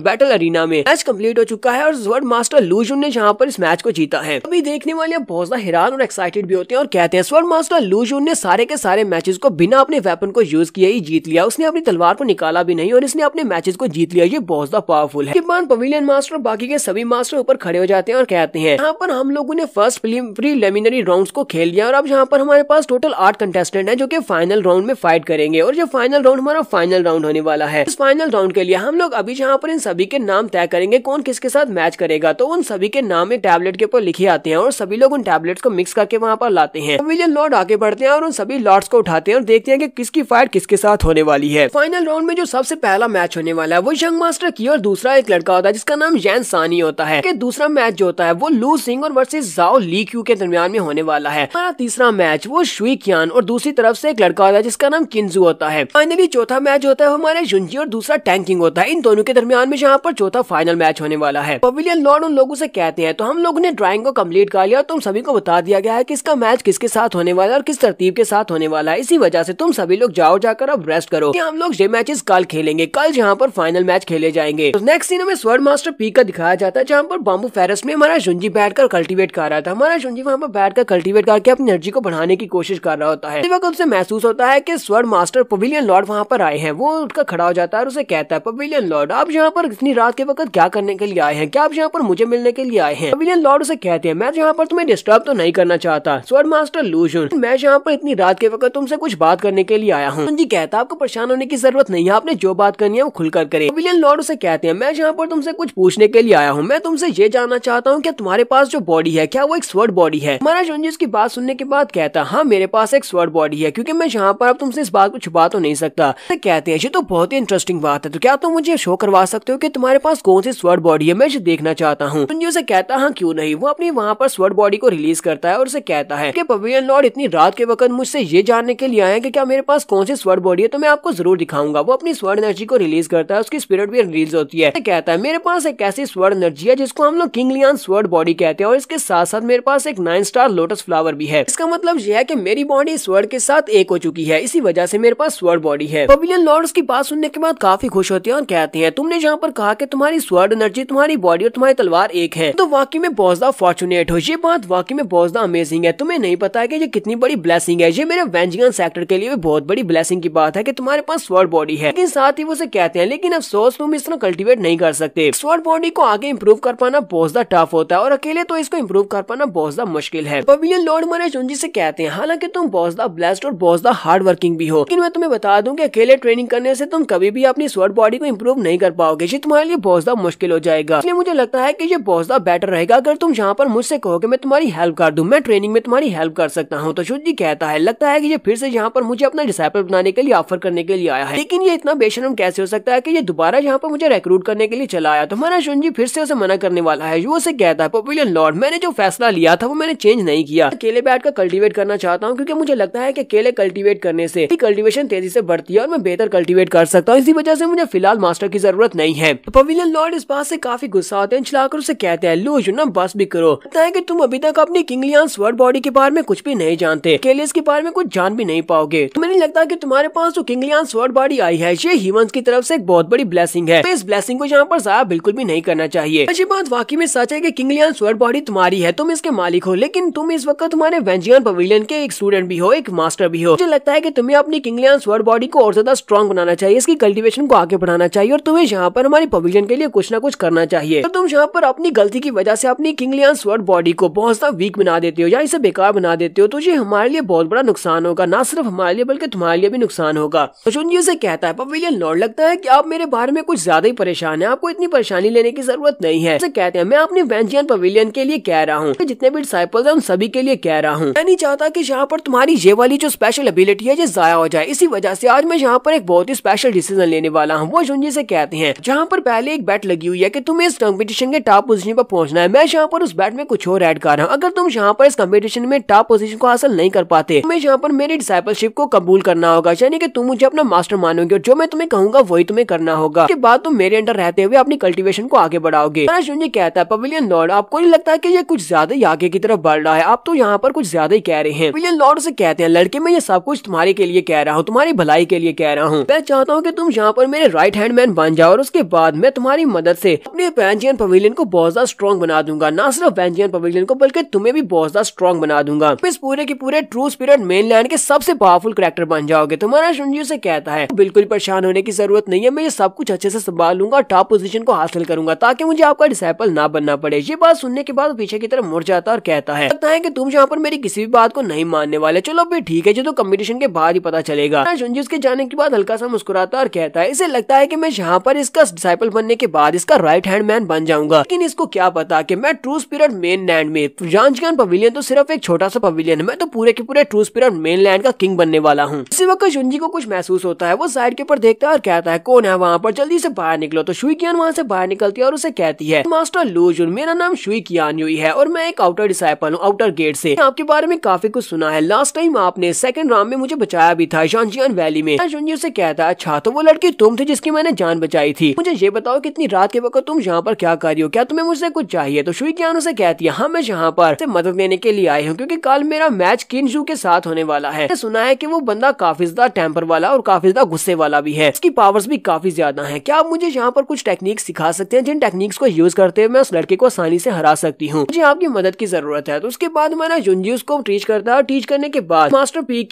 के ऊपर जाकर बैठ जाता है। वो अपने व्हाइट टाइगर के साथ टेक लगाकर लेटा होता है, साथ ही बांसुरी बजा रहा होता है। जुंजी कहता है जब मैंने शुई कियान को यहाँ पर देखा तो मेरा दिल बेचैन हो गया और आज जब शुई कियान यहाँ पर दोबारा से मेरे पास आई तो मैं उसे सब कुछ बताना चाहता था। मैं उसे सब कुछ बताना चाहता था कि मैं उसी का जुंजी हूँ। वो 1 साल पहले छोड़कर चली आई है लेकिन मैं उसको बता नहीं पाया। जुंजी यहाँ पर अपना एक फ्यूचर फ्लैश सीन दिखाता है कि अगर वो उसको बता देता तो ये सब कुछ होता है। जुंजी कहता है अगर मैं उसको बता देता वो मुझसे ये पूछती मैं कैसा हूँ, कि मैं अब तक कहाँ पर था और उसकी बहन ल्यूजियांग कहाँ पर है और वो कैसी है। और जुंजी कहता है मैं उसको इन सारे सवालों के जवाब बिल्कुल भी नहीं दे पाता, इस वजह से मैंने उसे ये सारी की सारी सच्चाई नहीं बताई कि मैं लूजू नहीं बल्कि उसका जुंजी हूँ। जुंजी कहता है शुई कियान प्लीज मुझे माफ करना, मैं तुम्हें सब के बारे में नहीं बता सकता। मैं नहीं चाहता कि तुम इन सभी में घसीटी आओ क्योंकि यहाँ पर जांचगान पवेलियन को छोड़ने के बाद यहाँ पर बहुत ज्यादा खून खराबा होने वाला है। मुझे यहाँ पर बहुत सारे सवालों के जवाब चाहिए और मैं नहीं चाहता कि तुम इन सब में शामिल हो जाओ। मैं अपनी प्रॉब्लम में तुम्हें ड्रैग नहीं करना चाहता। यहाँ पर हम लोग अपनी एपिसोड 144 का एंड करेंगे। एपिसोड का एक्सप्लेनेशन अच्छी लगी हो तो कमेंट करके जरूर बताइएगा। चैनल को सब्सक्राइब कर दे, वीडियो को लाइक और शेयर कर दें। शुक्रिया। तो गाइस कैसे हैं आप सब लोग? स्वर्ड किंग के एपिसोड 145 के साथ हाजिर हो। तो लास्ट एपिसोड के एंड पे हमने देखा था हमारा शुंजी माउंटेन पीक के ऊपर उदास बैठा बांसुरी बजा रहा होता है और साथ ही वो सोच रहा होता है कि शुई कियान को अगर वो सच्चाई बता देता तो सब कुछ कैसा रहता। उसी वक्त वहाँ पर प्रिंसेस जिया भी आ जाती है। प्रिंसेस जिया वहाँ पर आती है और उसे कहती है लू जुन मैं यहाँ पर तुम्हें ढूंढने के लिए आई हूँ लेकिन तुम मुझे तुम्हारे हाउस में तो कहीं पर भी नहीं मिले और तुम यहाँ पर बैठे हुए हो। तुम यहाँ पर क्या कर रहे हो? है कि तुम्हारे दिमाग में इस वक्त बहुत कुछ चल रहा है, क्या तुम परेशान हो किसी बात से? शुंजी उसे कहता हाँ मैं किसी बात को लेकर परेशान हूँ। प्रिंसेस जिया उसे कहती अब बस भी करो, तुम्हें नहीं पता कि गार्ड्स को भी स्काई के ऊपर से नीचे उतरकर अपने घर आना पड़ता है। अभी तो रात हो चुकी है, इस वजह से मुझे लगता है कि तुम्हें घर चलना चाहिए। चलो जल्दी से घर आ जाओ। और साथ ही से धक्का देते हुए कहती है अब तुम मेरे साथ ही वापस चलोगे और साथ ही तुम्हें बात की भी जरूरत है और जाकर नहाओ और उसके बाद रिलैक्स करो। मैंने तुम्हारे लिए नहाने का पानी पहले से तैयार कर दिया हुआ है। तुम्हारा शुंजी से कहता है प्रिंसेस किंग चैंग तुम तो यहाँ पर बिल्कुल एक ग्रैंडमा की तरह बिहेव कर रही हो, नहीं लगता है कि तुम्हें यहाँ पर इस तरह बिहेव करना चाहिए। तो वो चिल्लाकर उसे कहती है अच्छा ठीक है हम लोग इस बारे में बाद में बात करेंगे, चुपचाप मेरे साथ चलो। और उसे अपने साथ लेकर वहाँ से वापस आ जाती है। ओके नेक्स्ट सीन हमें दोबारा से पवेलियन लॉर्ड का दिखाया जाता है। पवेलियन लॉर्ड के पास उसका भाई वू चैन भी आता है। तो फैन वू चैन अपने भाई वूजी से कहता है मुझे पता है कि वो लड़का बहुत ज्यादा स्टबर्न और बहुत ज्यादा एरोगेंस वाला है, तुम उस लड़के के पीछे क्यों पड़े हुए जबकि वो तुम्हारी बात मानने को तैयार ही नहीं है, तुम बार बार उस लड़के के पास क्यों जाते हो? तो फैन वूजी उसे कहता है उस लड़के को देखकर मुझे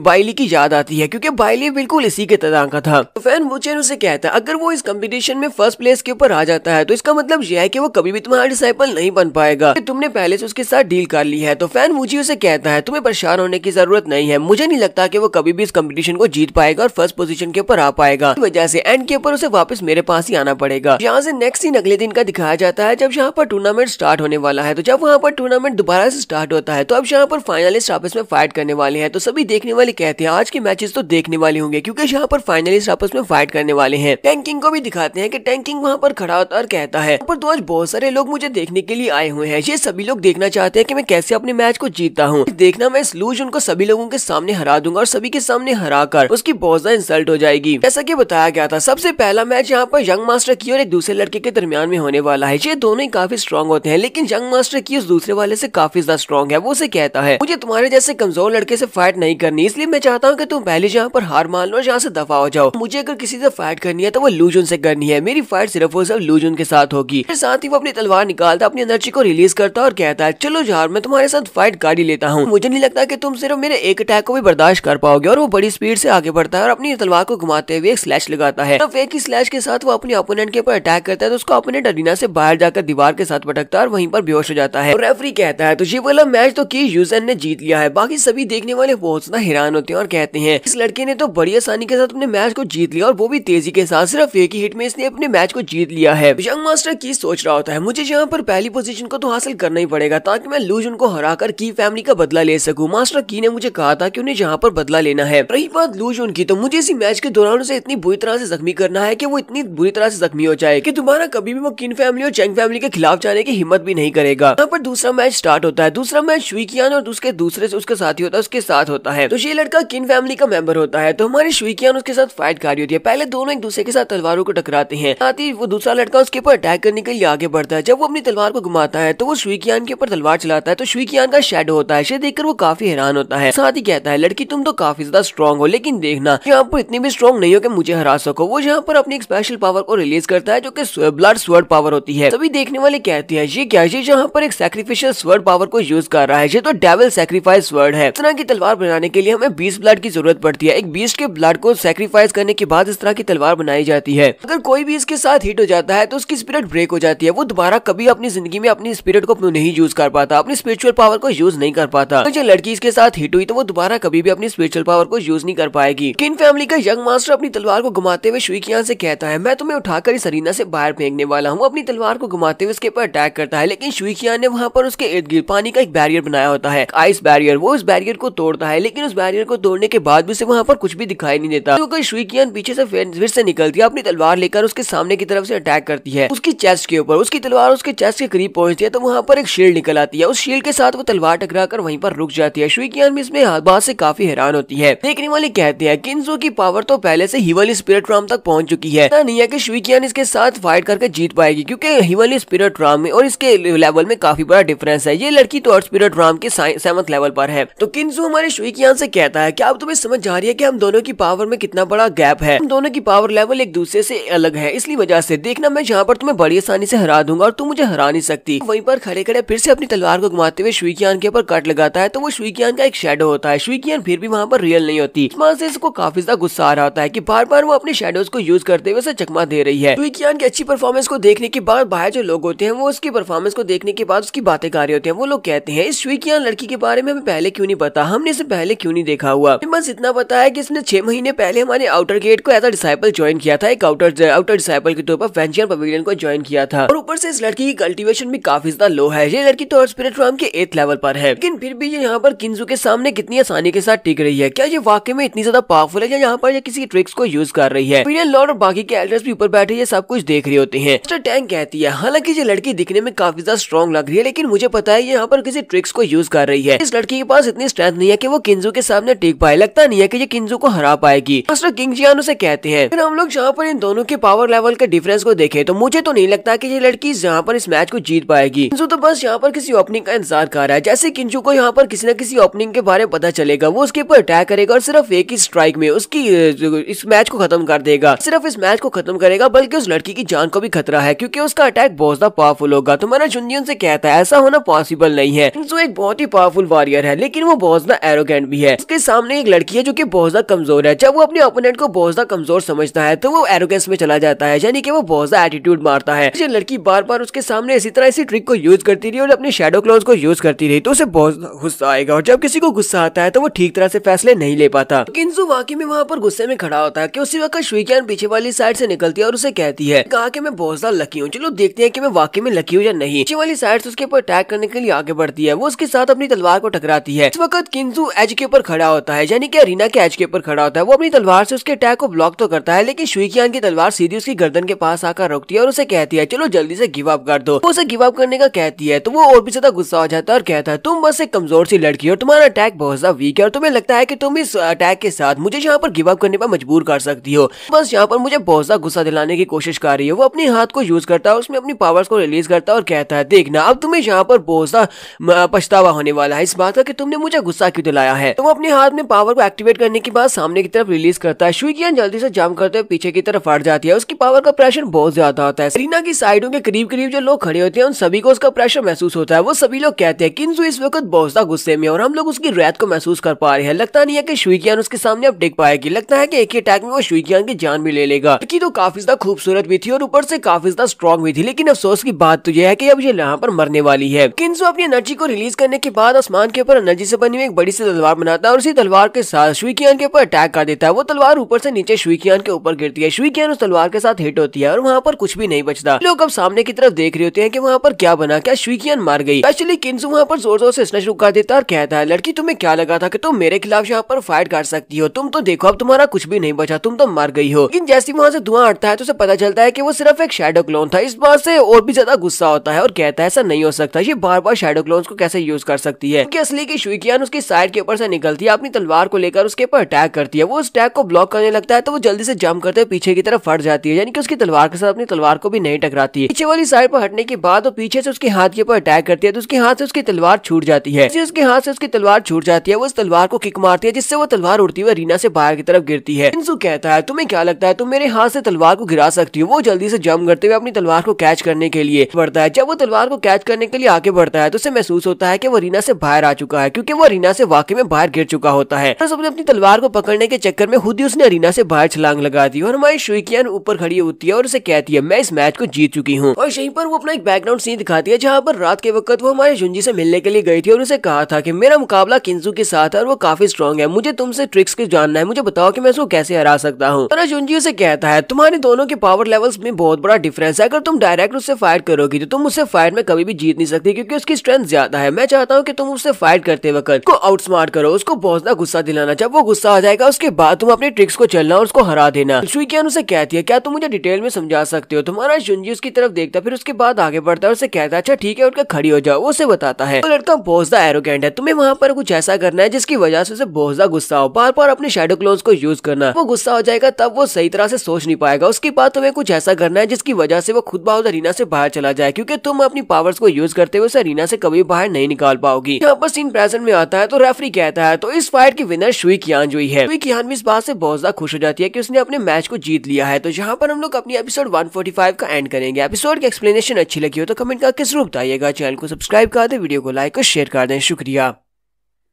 तो गाइस कैसे हैं आप सब लोग। स्वर्ड किंग के एपिसोड 146 के साथ हाजिर हो। तो लास्ट एपिसोड के एंड पे हमने देखा था कि शुइकियान अपने मैच को जीत जाती है। शुइकियान का मुकाबला जिस लड़के के साथ होता है किंजू के साथ। किन फैमिली का वो लड़का गुस्से के साथ स्टेज के ऊपर से नीचे उतर कर आता है और कहता है सब कुछ लगता है कि लूजुन ने किया है, लूजुन ने सीक्रेटली उस लड़की की मदद की होगी मुझे हराने में, इसी वजह से मैं हार पाया हूँ। मास्टर किन कियामो उसके मुंह पर जबरदस्त थप्पड़ मारते हैं और कहते हैं बकवास बंद करो, तुम वहाँ पर मैच को हार कर आके, वो भी एक ऐसी लड़की से जिसकी स्पिरिट एनर्जी भी तुमसे कम है। वो लड़की अर्थ स्पिरिट राम के 8th लेवल पर है जबकि तुम उससे ज्यादा पावरफुल हो। यंग मास्टर की आगे बढ़ता है और उसे कहता है अंकल कियामो आपको इसके साथ ऐसा नहीं करना चाहिए। किंजू ने वहाँ पर पूरी कोशिश की थी अपने मैच को जीतने की, लेकिन ये सब कुछ किंजू की गलती नहीं है बल्कि उस वाकई में लूजुन की गलती है, क्योंकि लूजुन ने उस लड़की की मदद की होगी। इस तरह की ट्रिक्स उसी ने उसको सिखाई होंगी, यहाँ पर ऐसा और कौन कर सकता है। मास्टर की भी कहते हैं हाँ मुझे भी ऐसा लगता है कि ये वाकई में सच है। अगर लूजुन इस सब मसले में नहीं अपनी टांग अड़ाता लड़की कभी भी इस फाइट को नहीं जीत सकती थी। और तुम्हारा किंजू जो कि बहुत ज्यादा पावरफुल है वो कभी भी इस मैच को नहीं हार पाता। चैंग आगे बढ़ते हैं और कहते हैं चलो खैर इस बात से कोई फर्क नहीं पड़ता क्योंकि हमारा किंजू हारा है तो अभी भी हमारे पास काफी सारे चांसेस है। हमारे पास अभी भी इस वक्त यंग मास्टर किया और उसके साथ साथ जिंगलू भी हमारे पास ही है क्योंकि वो भी हमारी तरफ से फाइट करने वाला है। ऊपर से एक और बंदा है क्योंकि मैंने पहले से यहाँ पर सारा बंदोबस्त किया हुआ है। और साथ ही यहाँ पर नाइट का सीन दिखाया जाता है, कंपटीशन वाली नाइट, यानी कि कंपटीशन स्टार्ट होने से पहले जो रात थी उस रात को मास्टर चैंग एक चोगा पहनने के बाद टैंकिंग के पास जाते हैं। वो टैंकिंग के रूम में जाते हैं और उसे कहते हैं पता है कि तुम किंग सॉन्ग किंगडम के एक प्रिंस हो लेकिन तुम्हारा आइलैंड तो बहुत ही छोटा सा है और छोटे से आइलैंड के ऊपर तुम्हारे जैसे टैलेंटेड बच्चे को भी नहीं होना चाहिए, क्योंकि तुम जब तक वहाँ पर रहोगे तुम्हारे पास रिसोर्सेज की कमी रहेगी और तुम कभी भी अपने आप को स्ट्रॉन्ग नहीं बना पाओगे।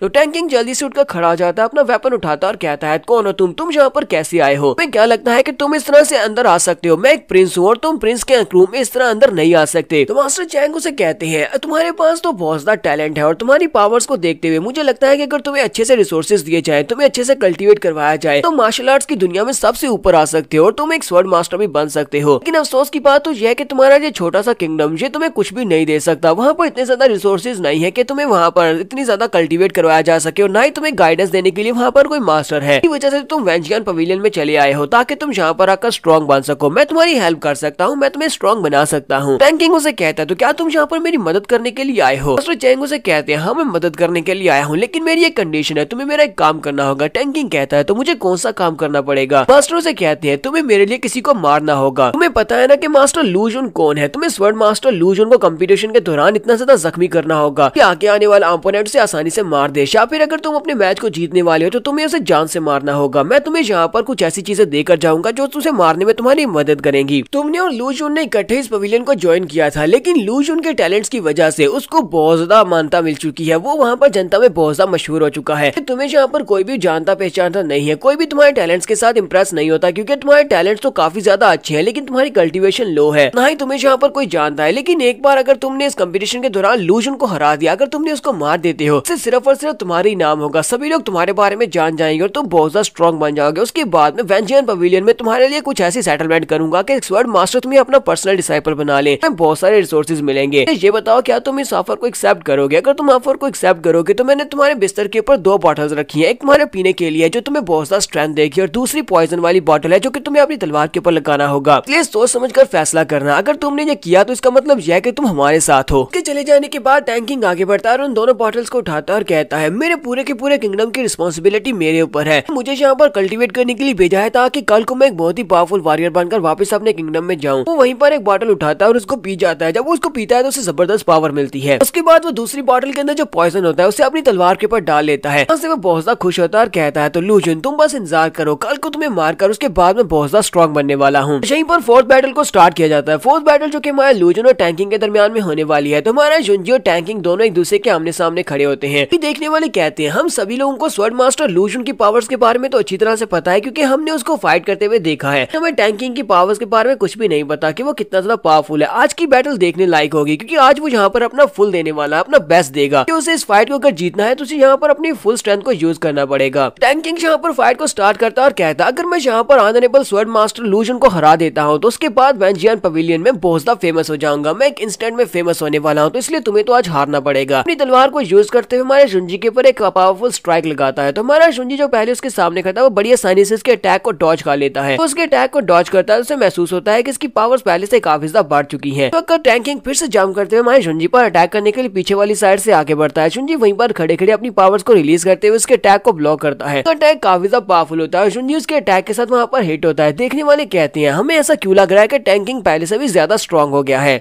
तो क्या यहाँ पर इसके जीतने के चांसेस है? क्या ये स्वॉर्ड मास्टर लू जुन के खिलाफ यहाँ पर अपनी फाइट को जीत सकता है या नहीं? वहाँ से धुआं हटता है तो दिखाते हैं कि रीना में एक बहुत बड़ा घड़ा बांध जाता है और हमारा जुनजी जंप करते पीछे की तरफ फट जाता है। जुनजी के चेहरे के ऊपर कट लगा होता है और जुनजी भी सोच रहा होता है, ऐसा कैसे हो सकता है, इसने मुझे यहाँ पर हर्ट कैसे कर लिया। देखने वाले बहुत ज्यादा हैरान होते हैं और कहते हैं, इस पूरे कॉम्पिटिशन में स्वॉर्ड मास्टर लू जुन को पहली बार उनके बॉडी के ऊपर कट लगा है। अब से पहले जितने भी कंटेस्टेंट के साथ स्वॉर्ड मास्टर लू जुन ने फाइट किया, कोई भी उनको हर्ट नहीं कर पाया। तो मतलब क्या समझे, क्या वाकई में टैंक किंग के पास इतनी पावर्स है कि वो स्वॉर्ड मास्टर लू जुन को हरा सकता है? हमारा जुनजी वहाँ पर सोच रहा होता है, इसका कल्टीवेशन लेवल लो है। अगर ये हेवनली स्पिरिट राम में भी होता तब भी ये यहाँ पर मुझे हर्ट बिल्कुल भी नहीं कर सकता था, क्योंकि इसके पास इतनी स्ट्रेंथ नहीं है और मेरी स्ट्रेंथ इससे ज्यादा है। सिर्फ एक ही दिन में ऐसा क्या बदल गया है कि ये पहले से भी ज्यादा स्ट्रॉन्ग हो गया है। इसके साथ ही हमारे जुनजी को वहाँ पर पॉइजन का इफेक्ट महसूस होता है। जुनजी कहता है, मुझे महसूस हो रहा है इसके कट के अंदर, मुझे अपनी बॉडी के अंदर पॉइजन महसूस हो रहा है। टैंक किंग उसके सामने खड़ा मुस्कुरा रहा होता है और कहता है, जुनजी अब जरा देखो कैसे तुम यहाँ पर अपना एटीट्यूड दिखाती हो। पहले तुम बहुत ही प्राइड वाले बंदे थे, और इसी प्राइड की वजह से तुमने आसपास बहुत सारे दुश्मन बना लिए हुए हैं। तुम्हें वही कुछ मिलने वाला है जो कि तुमने यहाँ पर बोया है। और उसके बाद टैंक किंग उसके ऊपर अटैक करने के लिए आगे बढ़ता है। टैंक किंग उसे कहता है, अब देखना मैंने जो पॉइजन तुम्हें दिया है, जैसे वो पॉइजन तुम्हारी बॉडी के अंदर इफेक्ट लेगा उसके बाद तुम यहाँ पर मूव भी नहीं कर पाओगे। उसके बाद मैं सभी लोगों के सामने तुम्हें बड़ी आसानी से हरा दूंगा। जब मैं सभी लोगों के सामने तुम्हें हरा दूंगा उसके बाद मैं यहाँ पर बहुत ज्यादा फेमस हो जाऊंगा। वो फिर से हमारे जुनजी के ऊपर अटैक करता है। उसका ये वाला अटैक भी काफी ज्यादा पावरफुल होता है। मास्टर टैंग कहती है इस लड़के टैंग किंग के पास जो स्ट्रेंथ है वो बहुत ज्यादा एवरेज है, लेकिन ये लड़का यहाँ पर जिन मार्शल आर्ट स्किल्स को यूज कर रहा है वो बहुत ज्यादा स्पेशल है। ये हीवनली लेवल के मार्शल आर्ट्स के स्किल्स को यूज कर रहा है। ऊपर से ये अपने ओपोनेंट के ऊपर मल्टीपल टाइम इस तरह अटैक कर सकता है। क्या हमने यहाँ पर उसको कुछ ज्यादा ही अंडर एस्टिमेट कर लिया? क्या वाकई में ये मैच को जीतने की ताकत रखता है? तो मास्टर किंग चियान कहते हैं मुझे नहीं पता कि अब लू जुन यहाँ पर इस लड़के को कैसे फेस करेगा, क्योंकि हम लोगों ने इस लड़के के बारे में जो कुछ सोचा था हमें तो लगा था कि आसानी के साथ टैंग किंग को हराया जा सकता है। लू जुन को तो इससे फाइट करने में काफी ज्यादा मुश्किल हो रही है। हमारा जुनजी अपने हाथ और उसमें चेहरे के ऊपर लगे हुए कट्स को साफ करता है और कहता है मेरी स्पिरिचुअल पावर बहुत ज्यादा जल्दी से सक होती जा रही है कि इसकी स्पिरिचुअल पावर इंक्रीज होती जा रही है। मैं यहाँ पर इस तरह इसको ज्यादा देर तक नहीं रोक पाऊंगा। जब मेरी सारी स्पिरिचुअल पावर निकल जाएगी तो तुम्हारे जुनजी को वहाँ पर कुछ महसूस होता है कि उसकी स्पिरिचुअल पावर भी दोबारा से रीगेन होना स्टार्ट हो जाती है। जुनजी कहता है ये क्या लगता है कोई अपनी स्पिरिचुअल पावर के साथ मेरी मदद कर रहा है ताकि मेरी स्पिरिचुअल पावर रिस्टोर हो सके। वहीं पर अपने स्पिरिचुअल सी के अंदर वो देखता है कि वो बैंक्शन पाइथन होता है। बैंक्शन पाइथन उसकी बॉडी के अंदर से उस पॉइजन को निकाल देता है और साथ ही अपनी स्पिरिचुअल पावर उसे देकर उसकी पावर्स को बढ़ाता है। जुनजी कहता है बैंक्शन पाइथन तुम्हारा बहुत बहुत शुक्रिया मेरी बॉडी से पॉइजन को निकालने के लिए। जुनजी अब पॉइजन को निकालने के बाद फिर से वहाँ पर नॉर्मल होकर खड़ा हो गया है। टैंग किंग को लगता है कि अभी पॉइजन उसकी बॉडी में और बहुत ही जल्दी वो इफेक्ट लेने वाला होगा। टैंग किंग हमारे जुनजी से कहता है ऑनरेबल स्वॉर्ड मास्टर मैं चाहता हूँ कि तुम अभी यहाँ पर खुद से हार मान लो। अगर तुम गिव अप कर देते हो तो इस तरह तुम्हारी बेइज्जती कम हो जाएगी, क्योंकि अगर तुम यहाँ पर मुझसे हारते हो तो फिर तो सभी लोगों के सामने तुम्हारी बहुत ज्यादा इंसल्ट होने वाली है। हमारा जुनजी से कहता है मैं इस बैटल को बहुत ही जल्दी खत्म करने वाला हूँ। टैंग किंग फिर से उसे कहता है अगर तुम यहाँ पर इस बैटल को क्विकली खत्म करने की कोशिश भी करोगे तब भी तुम्हें पता है कि मैं यहाँ पर जीतने वाला हूँ। तो यहाँ पर बिल्कुल भी नहीं होने वाला कि तुम यहाँ पर इस बैटल को जीत जाओ। इसी वजह से अभी भी तुम्हारे पास एक मौका है, हार मान लो। जुनजी से कहता है कि तुम अपने आप में कुछ ज्यादा ही श्योर हो। लगता है कि तुमने यहाँ पर किसी गंदी ट्रिक को यूज किया जिसकी वजह से तुम्हें अपने पर पूरा भरोसा है। तो ये बात सुनते ही टैंग किंग बहुत ज्यादा घबरा जाता है। जुनजी वहीं पर खड़े खड़े अपनी पावर्स को रिलीज करता है। जब वो अपनी पावर्स को वहाँ पर रिलीज करता है तो उसका स्वॉर्ड ऑरा रिलीज होता है। सभी देखने वाले कहते हैं इसका स्वॉर्ड ऑरा तो बहुत ज्यादा पावरफुल है। क्या वाकई में एक 9th लेवल के स्वॉर्ड इंटेंट वाले का ऑरा इतना ज्यादा पावरफुल होता है? तो किंग जियान कहते हैं लू जुन जहाँ पर अपनी तलवार को यूज करने वाला है तो हमारा लू जुन वहाँ पर अपनी होली स्वॉर्ड को बाहर निकालता है। जब वो होली स्वॉर्ड को बाहर निकालता है तो उसकी पावर्स बहुत ज्यादा होती हैं। देखने वाले कहते हैं तो इसका मतलब ये लू जुन की वो तलवार है। हमने सुना था कि लू जुन स्वॉर्ड पवेलियन के अंदर गया है, वहाँ पर जाने के बाद उसने एक टूटी हुई तलवार को चूज किया था, लेकिन इसकी तलवार तो कंप्लीट है। पूरे कंपटीशन में पहली बार इसने अपनी तलवार को बाहर निकाला है। तो लोग देखते हैं कि इसकी तलवार क्या कर पाती है। इसकी तलवार को देखकर ही लगता है कि ये एक बहुत ही पावरफुल वेपन है। जबकि टैंग किंग बेचारा अभी भी यहाँ पर इस बारे में सोच रहा होता है कि ये अभी तक अपने पाँव पर कैसे खड़ा है। अभी तक तो इसे नीचे गिर जाना चाहिए था या फिर इसे पैरालाइज हो जाना चाहिए था। वो जुनजी से कहता है तुम अभी तक सही सलामत कैसे हो? जुनजी से कहता है